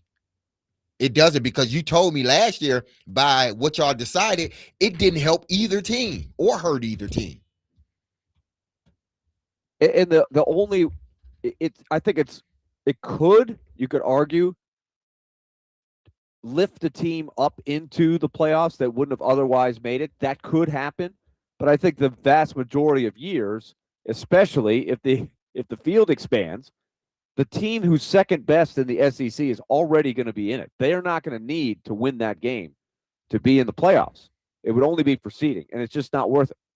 One texter says, it feels like every time the CFP expands, it is to benefit Alabama. Well, maybe. The other texter says the problem is the SEC championship is the problem is the SEC championship is some teams' Super Bowl because they know they will never win the CFP. Example, Tennessee. I think this texter just wanted to get a shot in at the Vols. But it's not like you are not. See, that's the thing. It's not like you're not the SEC champion. You are the SEC champion. We just eliminate the regular season champion. We are the regular season, and that's what it should be. We are the regular season champs. They don't say, the AFC South, I can be the regular season champ, but then we're going to play a playoff against the AFC South to see who becomes the biggest champ.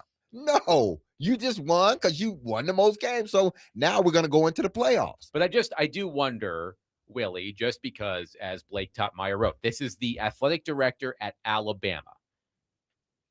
I would venture to guess that he is at or near the top of the list of the athletic directors who have the most sway in college football. So to hear him say that, I do wonder if that would compel other high-ranking ADs to follow suit. I think there's no question. He was probably very cognizant of, if I go public with this, it's got to be for a reason. Like, he has to believe pretty deeply in that to go with it.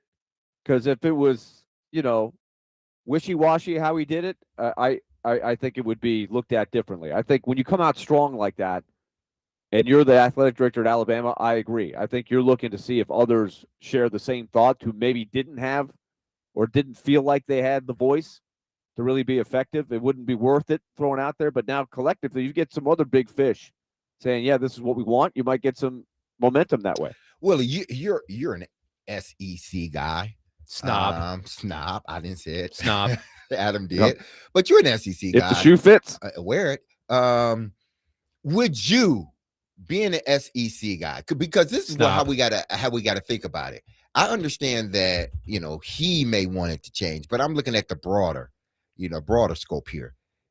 You being a former SEC guy or an SEC fan, do SEC fans want the SEC championship game to go away? Because ultimately, that's who you gotta, like.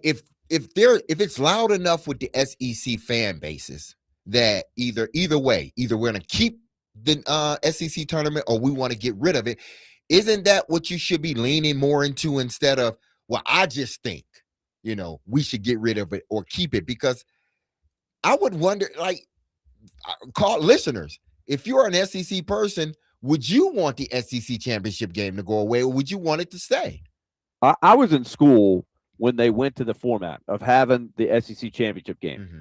And because the SEC had just gone to 12 teams, I thought it was exactly what it was set out to be. It was a very exciting game that really did have meaning because there were no playoffs at the time. And it was also a better way to balance the schedule, East versus West. Whereas for years, if you go way back into the 70s and the 80s, before they had divisions, when there were 10 teams, you had the same problem. They had 7 league games, and you had 10 teams in the league. So you didn't play everybody. There was a lot of ties, and there was no championship game. So there was a lot of co-champions and all of that.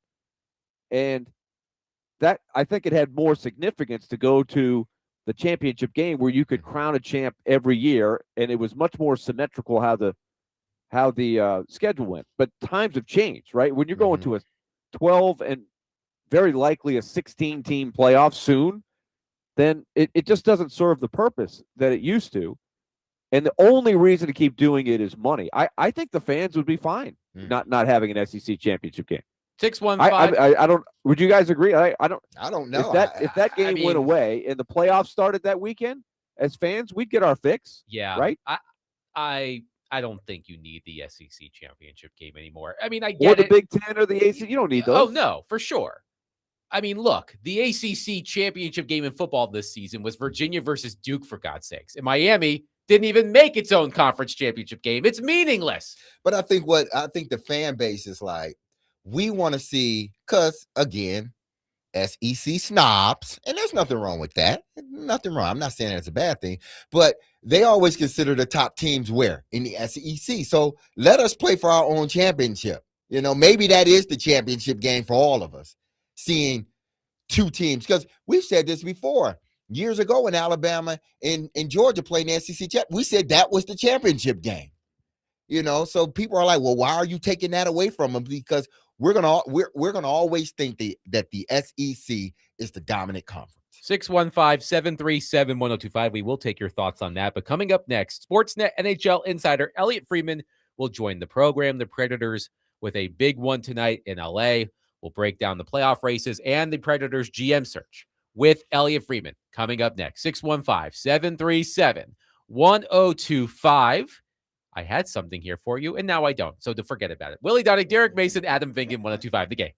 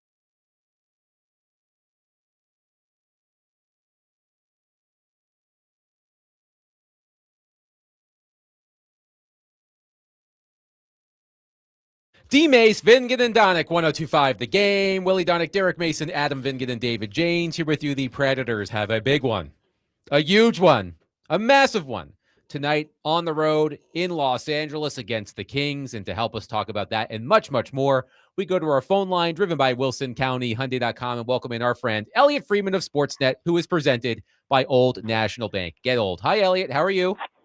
I'm good, Adam. How are you doing? We're doing well. Thank you so much for joining us as always. So, Elliotte, with the news earlier this week that the Maple Leafs are also now in the market for a GM, I've been wondering how the Toronto opening might affect the Predator search. How alike are Toronto's and Nashville's priorities in terms of the qualifications they are prioritizing in their prospective hires? I think similar. Like one thing that is absolutely the same is that Toronto is saying, one thing that you guys did was said, we're going to find the right person and then we're going to build our front office around that person. Like, don't get caught up in titles. Don't get caught up in, how it all might look or be structured. Find the right individual and then build around them. That's the way that the Predators are talking. That is also the way the Maple Leafs are talking. Don't worry about whether it's a president of hockey operations, whether it's a general manager or both. Just find the person and build out your group. And that's where I think you guys are similar. In terms of candidates, like the one thing I do believe is that this whole data-driven thing, it's the way the league is kind of going.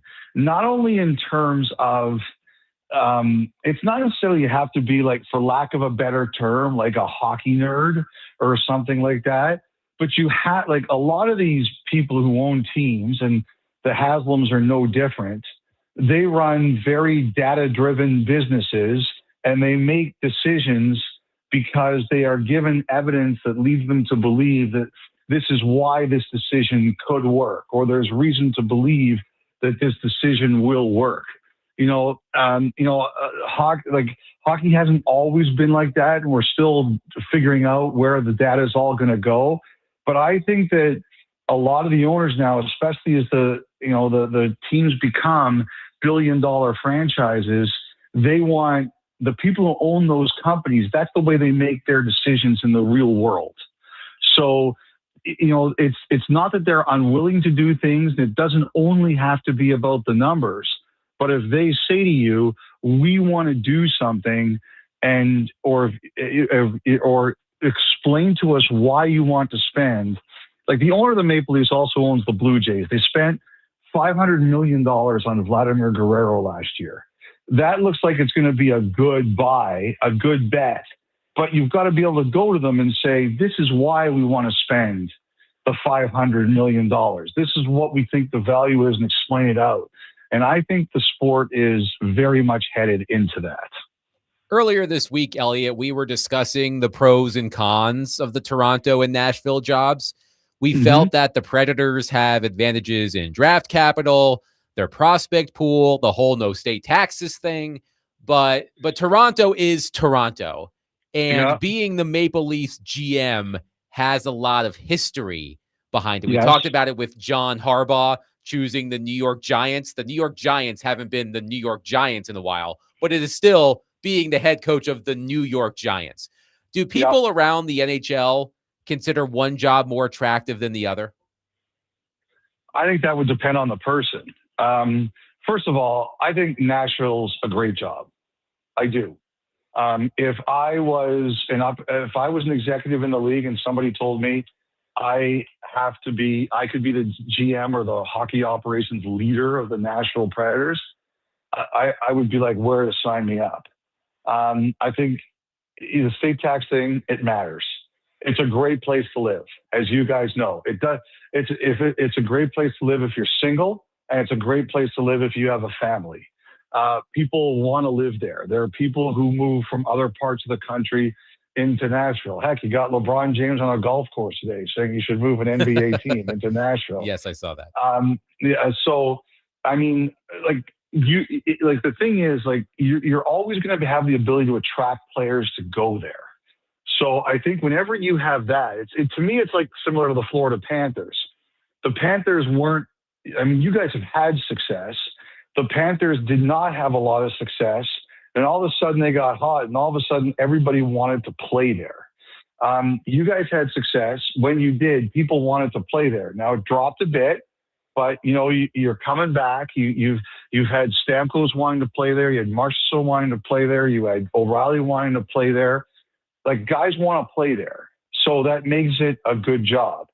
I think also, and this depends on the person, there are some people who are not cut out to be the general manager or the hockey operations leader of the Toronto Maple Leafs. It's what I call high risk, high reward.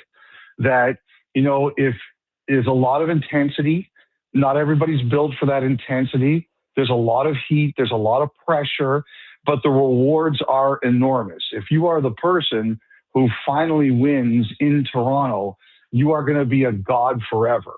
You know, to win the Stanley Cup in Nashville would be a great thing, and you would be a huge hero in Nashville and among Predator Nation, but it's not the same level as Toronto, and I think that does appeal to people.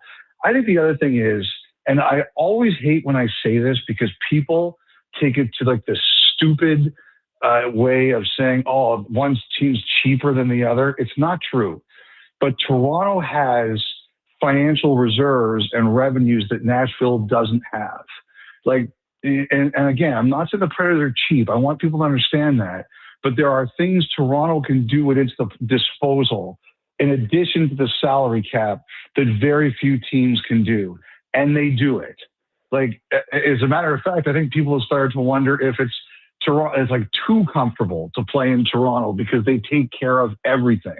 But when Toronto decides to flex its financial muscles in ways outside the salary cap that are legal, I'm not saying they're cheating, but just things around the rink, things that they can do, you know, stuff that they can build at their practice facility, just extra things to take care of players and make their medical stuff, all that stuff. Toronto can do it to a higher level than Nashville can. One more for me, Elliotte, before I hand it off to Willie and Derek. You've been doing a lot of reporting about the GM search, and a name that you have brought up on multiple occasions is Peter Chiarelli. And when I saw that name, my first reaction was, ugh, just because I remember how his tenure in Edmonton went. It did not go particularly well. He made some, in hindsight, mind-boggling decisions, and he hasn't been in the big chair now for several years. He was working for the Blues, if I recall correctly, until recently. That is right. How is Chiarelli perceived around the NHL now that he has been out of that GM chair for the past several years? Well, you know, I'll say this. Like, I'll be honest, Adam, and I'll just say this delicately. We don't have a lot of contact with each other. You know, he's the one thing I'll say is that I always believe that if you are willing, you can learn from your mistakes, right? And just because, like, I'm always willing to, whenever somebody becomes a person of interest in a job, you won a Stanley Cup in Boston, and then in Edmonton, you're right, it didn't go well. It ended very badly. I'm always willing to sit down with someone and say, what have you learned that went well and you would do again, or what didn't go well that you would never do again? And I'm always willing to listen to what someone has to say about that. And I'll just say this. I haven't spoken to Chiarelli in a long time. I don't know what he would say. But I think it's always dumb to not be willing to listen to somebody. And, you know, the thing is, Nashville's had a pretty interesting search. Like, it's kind of gone from, I think I've told you guys this, you have to be so careful with the word interview, because people are like, well, it wasn't a formal interview. And I'm like, I hate when people try to get me on language. It makes me crazy. But the truth is, it went from like a fact-finding mission to something a little more in-depth to now where I think you guys are starting, either are bringing people in or are going to bring people in. And I just don't know. Like, I don't have any problem. I don't think there's anything wrong with someone saying, you know what, we'd like to sit down with Peter Chiarelli and hear what he has to say. Because the worst thing that happens is that you sit there and you say, you know what, this isn't one of our guys. And it's no harm, no foul. You spoke to him. Maybe he gave you a nugget that you can use. Maybe you heard something that can be part of your development, but not the right guy from us. I don't think there's anything wrong with that. Now, just so you know, because I figured, I think you're probably down to about, I would probably say about 5 or so people. And I think 3 of them are Brett Peterson, Scott White, and Bill Scott. But I leave room open for the fact that there might be more. Elliotte Friedman is with us from 32 Thoughts. And Elliotte, it's fascinating to talk about this because you brought up the whole data part of it that, I don't know, 25 years ago, I don't think it would have been a thing. Right before the book Moneyball, I don't know if it was discussed that much in hockey circles. And we asked Barry Trotz about it philosophically the other day, and he mentioned how the GM really has to be in tune with the business side, the business part of the operation. And so, you put all these things together and you do wonder if one person is really capable of being a strength in all of these areas. So it does have to be collective, which had us wondering, is it better to go with 2 guys, a president of hockey ops and a GM, or can one guy delegate that underneath? So what's your sense of what they might be doing, and what's the best way to do it? Is that the trend going forward? Well, Willie, just first of all, on the analytics thing, Scotty Bowman, who's won the most Stanley Cups as head coach of an NHL team, he won 9.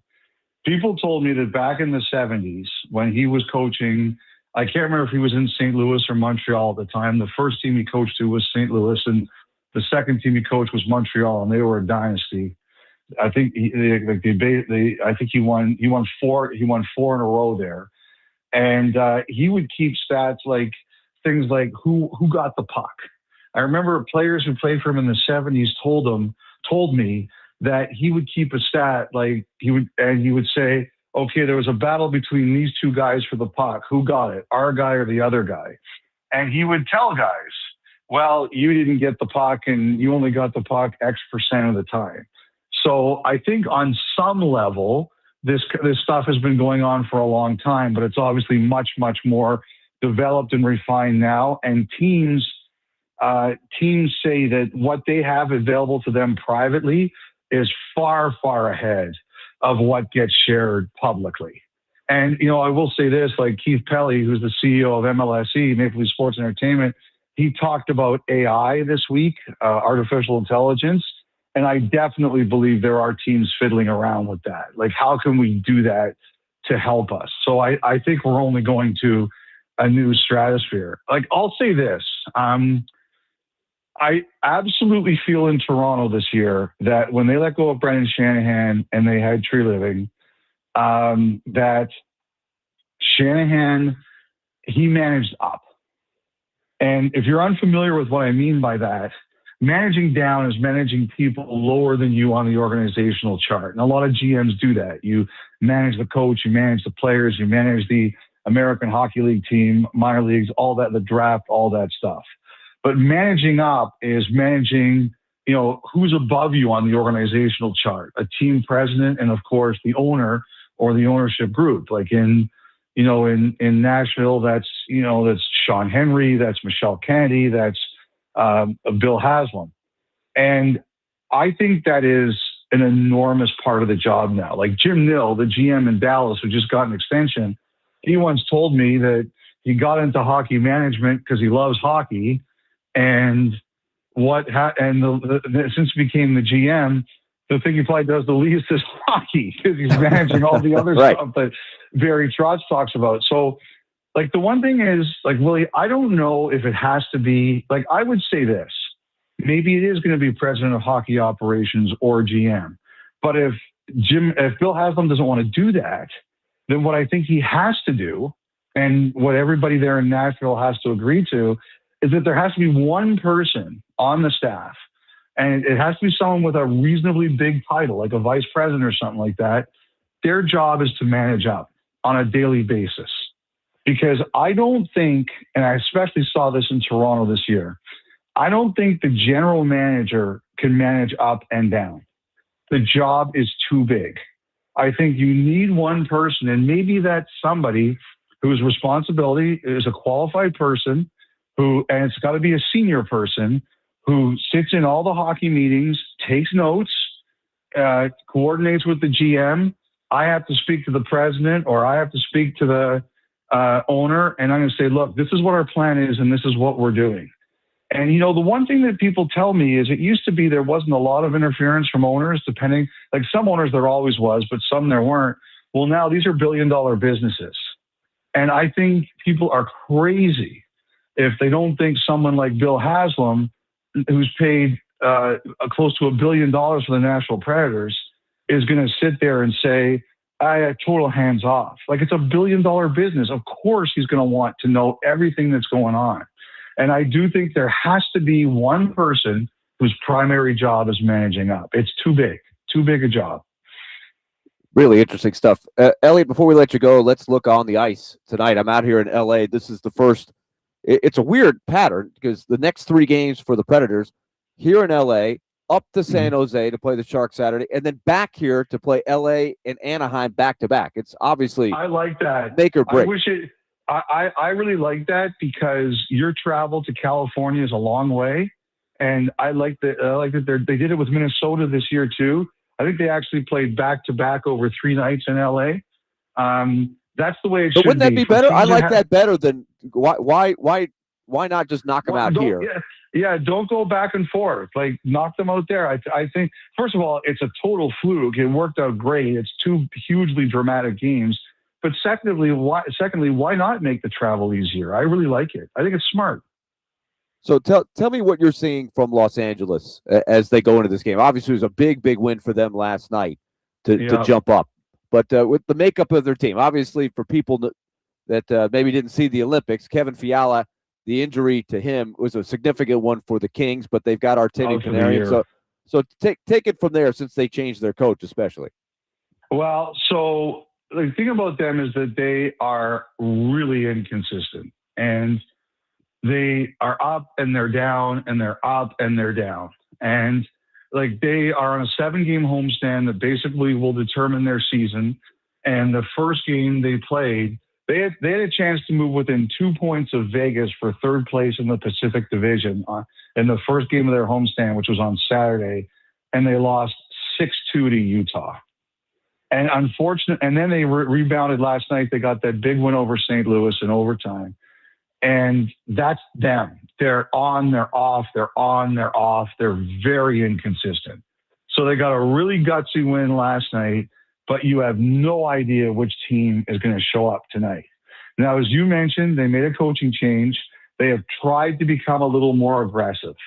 They were kind of, I don't want to say passive, but they weren't the most aggressive team. They have tried to become more aggressive. They've tried to dictate play a little bit, but the biggest problem that they have, Willie, is that they're on and they're off, and they're just not good. They don't put long streaks together of great performances. And, we'll see. Like, they're probably feeling very good about themselves after that win last night. But, you guys have, even though they're traveled, you sat there, you're waiting for them. Get on them quick, and it'll be very interesting to see how they respond. They haven't always responded very well. Sportsnet NHL insider Elliotte Friedman has been our guest on D-Mace, Vingan, and Donick. He joins us every Thursday at 5 during hockey season. Elliotte, as always, fantastic stuff. We'll catch up next week. All right, guys. Have a great... actually, next week, I can't do Thursday. I'm going on vacation with my family, and I think I'm traveling home. So we'll have to figure out a way around that. We understand. You having to move because of family stuff. Totally understandable. I appreciate that, buddy. All right, Elliotte. 615-737-1025. A lot to get in there with Elliotte. But let's look ahead to tonight's matchup with the LA Kings coming up next. 737-1025. Willie Donick, Derek Mason, Adam Vingan. We are broadcasting from the Busy Bee Plumbing, Heating, and Air Conditioning Game Nashville Studios, home of the $99 yearly Beehive membership, where the buzz is always about great service.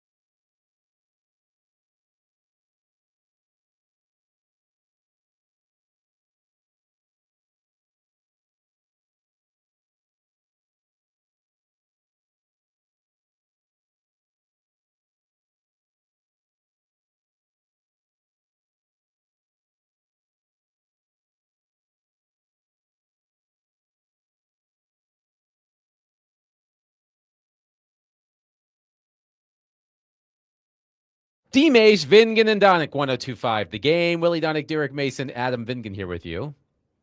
I did get a chuckle just now hearing that the final hour of DVD is presented by Braves Vision. How does noted Mets fan Willie Donick feel about that?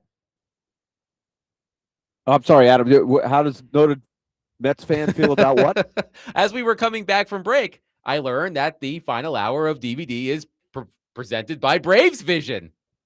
Oh. And, I've gotten used to that. I mean, it's the Southeast. I know. It's Braves territory. It's okay. I know. It's all right. Okay. By the way, how was the game last night? Outage. Great outing to Dodger Stadium. Mookie went over.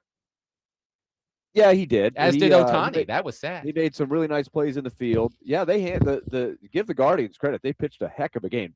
Anytime you handle that lineup the way they did, you pitched very well.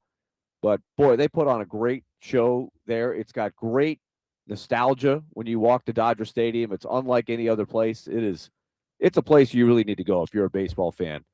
But we had a blast. We were sitting right down the right field line. We had a screaming line drive, ricochet off some chairs in front of us. Thankfully, it didn't hit anybody, but it definitely shook us up. But, okay, two we had a things, good Willie. spot. One, did you take your mitt to the glove, man? Did you take your glove to your mitt to the I always ballpark? used to. Your glove to the ballpark. Derek, when I was a kid, I brought it all the time. I brought my glove because I was like, I am catching a foul ball. I'm ready. You weren't prepared then yesterday.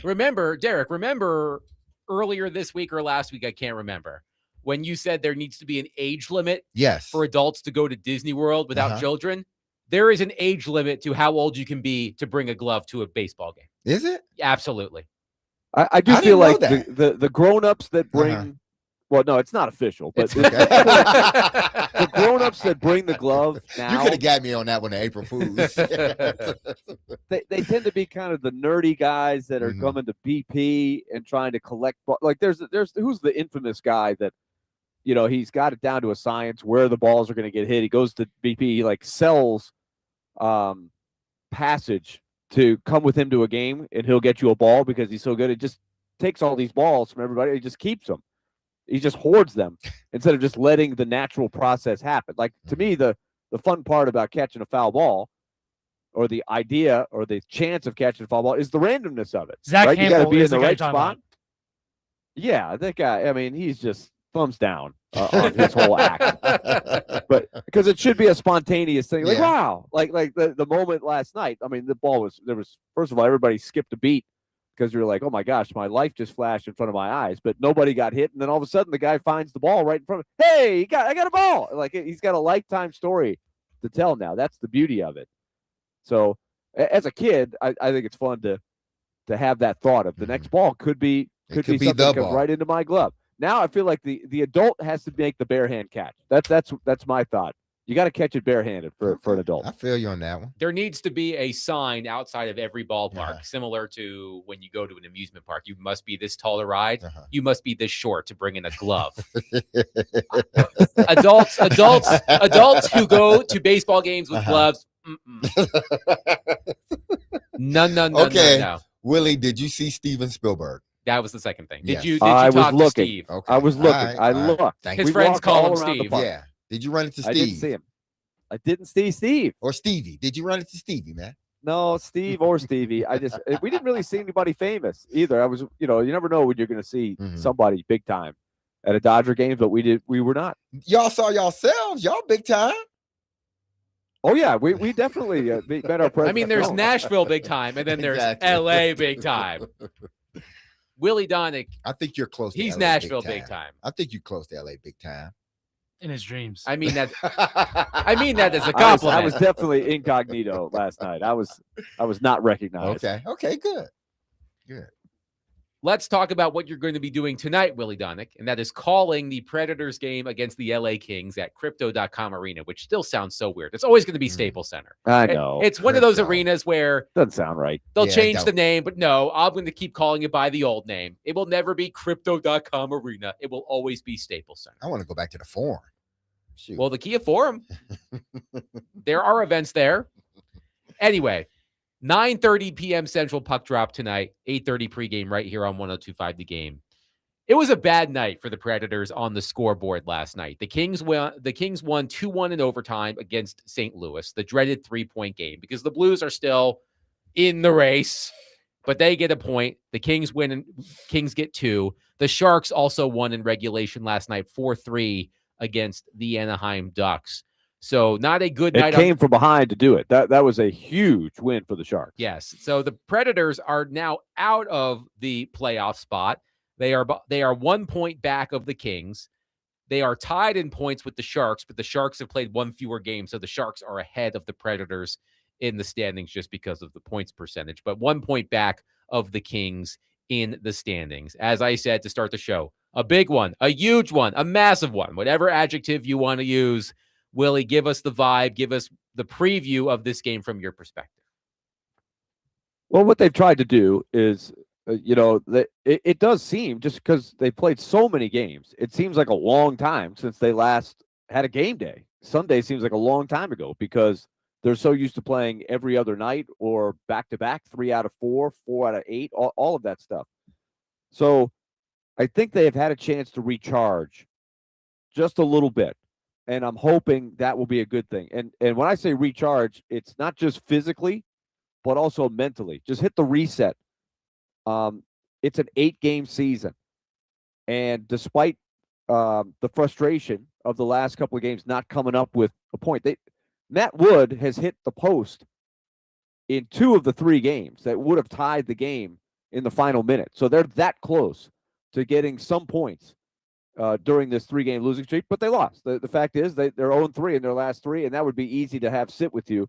What they've tried to do is say, hey, if you'd have told me on Thanksgiving Day you'd be 1 point out with 8 to play and all these head-to-head matchups against the teams that you're going up against, it's basically a little round-robin tournament here. Would you have signed up for it? The answer is overwhelmingly yes. So that's what I hope to see tonight, is a team that's a little refreshed and is ready to go out and just lay it out there with your best hockey and see where that gets you.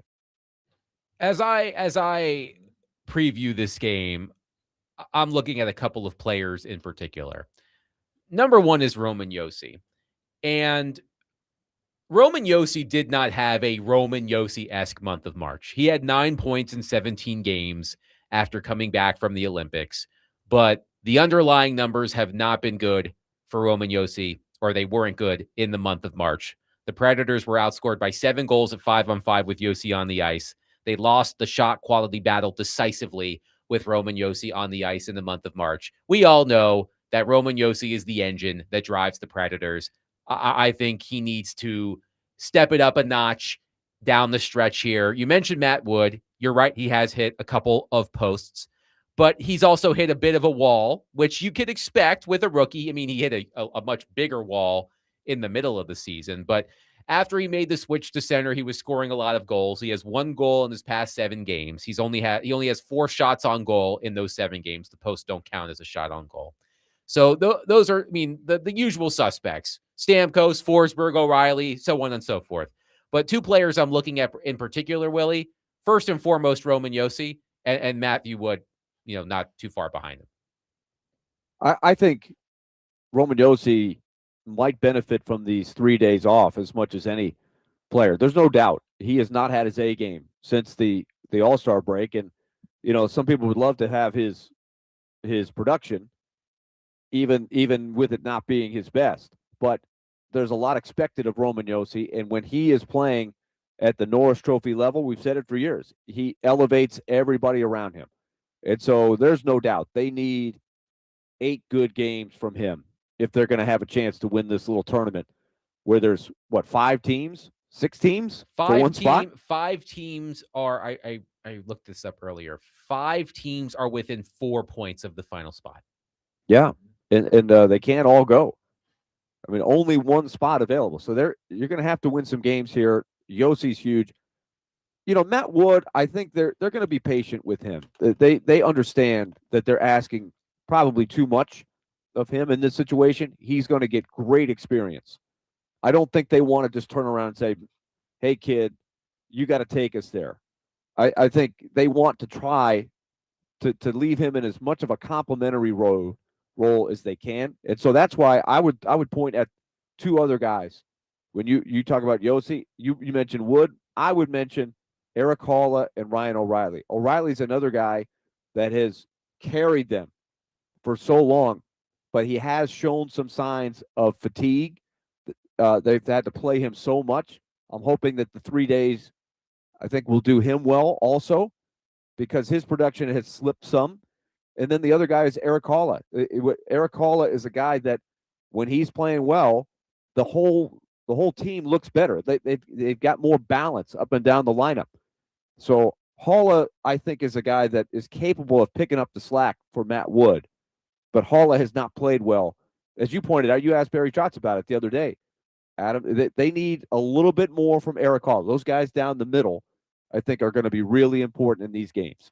615-737-1025. I assume you see Saros in net tonight, Willie? Yes, he'll be in there tonight. Yes, and Saros has played well since the Olympic break. I know that his traditional numbers aren't as good as Justus Ananen's since the Olympic break, but Saros has been giving the Predators a lot of quality starts since the Olympic break, 9 out of 10 to be exact. So another opportunity here for UC Saros to win a big game for the Predators. 615-737-1025 to end the show. To end the show, I need some advice from Willie and Derek and all of you. And we will do that next. 615-737-1025. Willie Donick, Derek Mason, Adam Vingan, 1025 The Game.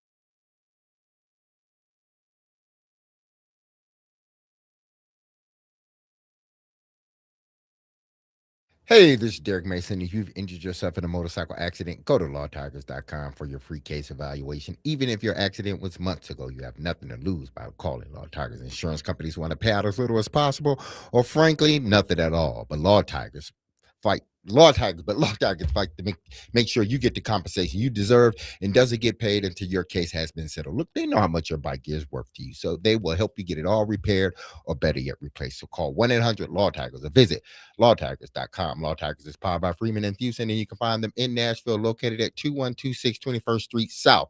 And don't forget, go to predatorsbike.com to enter to win your custom Nashville Predator Indian motorcycle signed by the entire team, courtesy of Law Tigers in Music City, Indian. That's Law Tigers, Tennessee's motorcycle lawyers.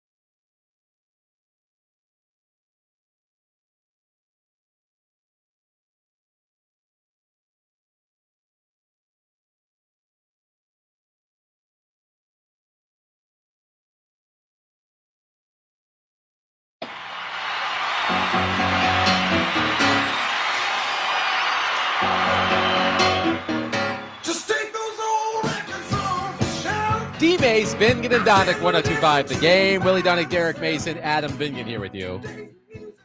By the way, Predemption on our YouTube chat says, how old was Steve Bartman, or was he wearing a glove? I don't recall Steve Bartman wearing a glove. Do you, Willie? I don't think he was wearing a glove on the infamous play. I don't think he was, but I will. Let's just pull it up on YouTube. But just to see. You talked about the nerdy dudes who wear gloves as adults. Steve Bartman. He had the headphone. He famously had the headphones Yes. on, listening to. So you could tell he was a hardcore fan. He also had a turtleneck on, if I recall correctly, as well. Steve Bartman is the type of person who would bring a glove to a game as an adult. He did not. He was not wearing a glove. I'm watching the play right now. Poor Moises Alou. Oh well. See, things like that don't happen anymore. I know it was terrible for Steve Bartman, but just think about how big of a I was going to say, well, I guess you could call him a celebrity. How big of a celebrity Steve Bartman came. Things like that just don't happen anymore. Nah. Well, I feel like they will. It's just a matter of when. That is probably true. Okay.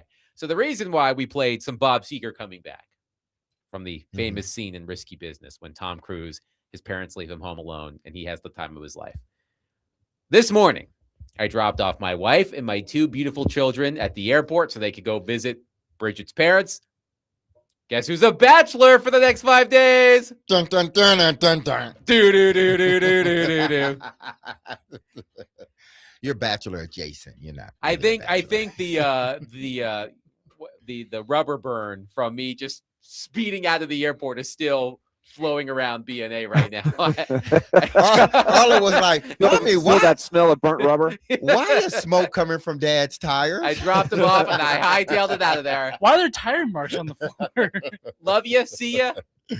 Oh, I mean, I'm man. going to miss them terribly, but it is strange to have an empty house. And look, I'm newly 37, and it's like, look at all this freedom I have now. I can go here when I want. I can do this when I want. I can go to bed when I want. I don't have to wake up in the middle of the night unless my dog decides to go outside in the middle of the night. And how long does this last? 5 nights. Okay, until Tuesday.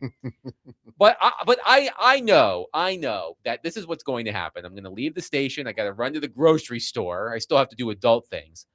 I'll try to stay up for the Predators game. What probably will happen is I'll sit down on the couch and I'm like, oh, I'm going to watch this show that everybody's told me about, which I can't watch because I never have time to sit down and watch TV. I'll be passed out on the couch by 7:30. That's Ain't nothing wrong with that. That's what's going to happen. But you get some sleep through the whole night. But I want to actually do things. Like I don't want to just be like, I'm just going to putz around the house for 5 days and not do anything, which also sounds heavenly. But I don't want to feel like I wasted my time. Okay, are there some things that need to be done outside? Do your closet need to be cleaned out? Does the refrigerator I do need to do out? some tidying up. Okay, but that's well, not do that. fun. I That's mean, it not can't fun. Listen, throw on some music. Some Bob Seger, maybe. Absolutely. And just jam out, man. Play it as loud as you want to. Robert in Nashville says, my wife is also traveling this week. Let's rage. Robert, I'm not much of a rager. I've never been much of a rager, even in my younger days. Like I was that guy in college who you would go to somebody's apartment on a Friday night and you'd pregame. And you'd be there until like 9:30 or 10. And then I would get tired and they're like, nope, we're going out. I'm like, no, this was me going out, coming to your house.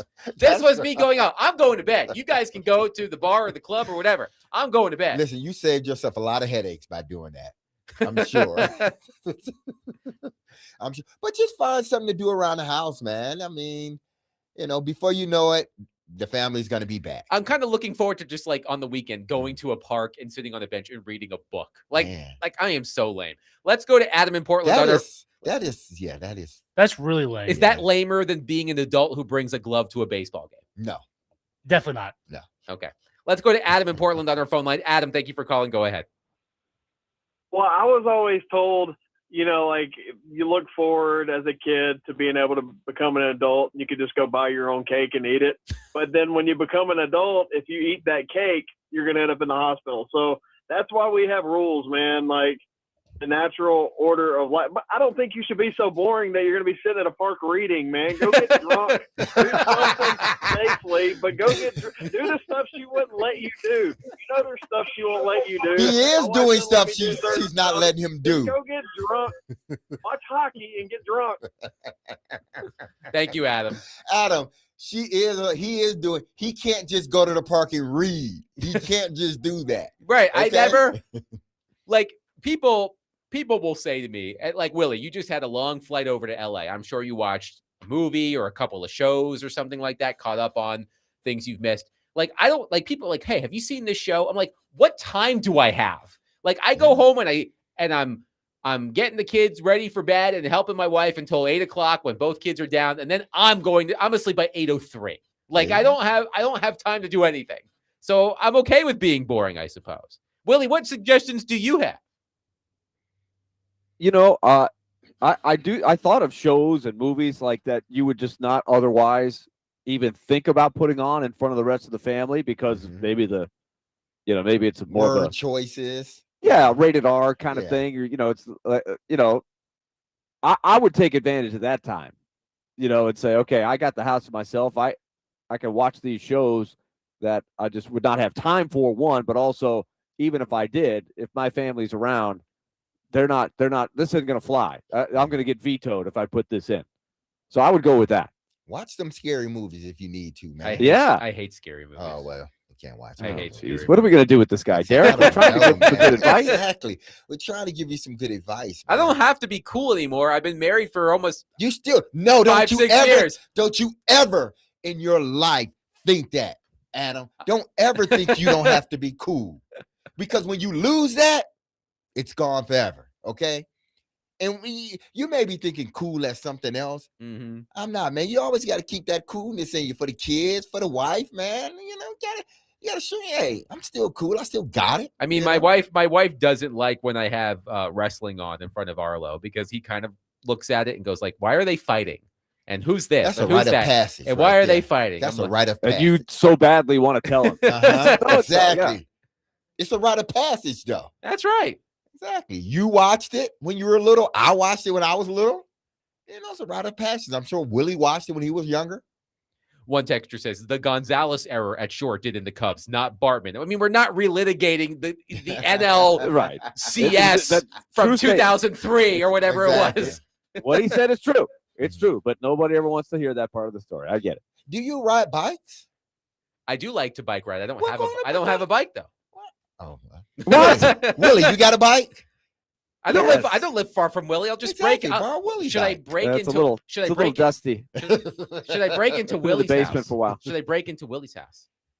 Be the cable guy. It'd give or you something Willie. to do. Yeah. I mean, is Evie around? Can she let me in? And then I can just have, go through your fridge. Drink a cold Adam, one. I will arrange for you to get into the house if you want. If you are looking for stuff to do that bad, to explore the Donick house, It's a I'll beautiful give you house. access. It's I- a beautiful no. house. No, Willie, give him a to-do list, okay? I'm not doing Willie's chores. I've got enough chores to do. Yeah, can I interest you in some vacuuming? I will give you a to-do list and you can come to my house. okay? Mowing the yard. Listen, go out. Oh, You got a if front he did. porch? Kind of.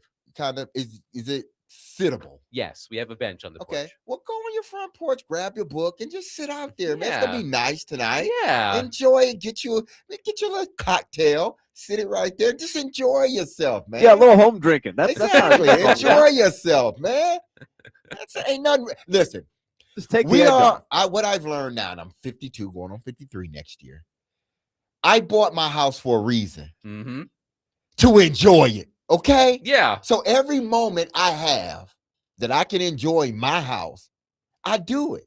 And half the time it's just sitting around, enjoying outside the back porch or music on. But I'm going to enjoy it. So enjoy your house when no one's there. Because when they get back, you can't enjoy it no more. Like the one thing that I'm getting used to now is when two children are crying at the same time. Mhm. That just hits you different. The baby was fussy last night. Arlo was upset about having to wash his hair. He doesn't like to wash his hair. So they're both crying at the same time. I'm like, oh my God. Well, you know what the guy in Silver Linings Playbook did? I can't remember the name of the character, but remember it was Bradley Cooper's buddy who was married to the sister, and she was really hard on him, and he was just getting beat down. And so he said he had to go to the garage, and he had the iPod with all of the raging music, like heavy metal. Yes. I mean, I feel you could do that, Adam. You can cut loose, play the loud music, and let it fly. Put together a playlist for yourself. Okay. One texter says Adam probably has like one cocktail a year. I mean, you're not that far off. We'll have two tonight. But what are you saying? Will I make it to the show tomorrow at 3:00? We'll find out together if I rage. We'll see if I'm on the air at 3:00, but we will be on the air at 3:00. Predators tonight, 9:30 Central tip-off. Puck drop, 8:30 p.m. Central. Pre-game, we'll react to that and much more tomorrow at 3:00. Be loved, love on your people. Have a safe, blessed, and wonderful Thursday. I love you. The team loves you. Hear that music. Don't you forget about us, because we will not forget about you. See you tomorrow at 3 p.m. on 102.5. Will I make it? Let's find out. And will Adam make it? We will all find out tomorrow. Peace.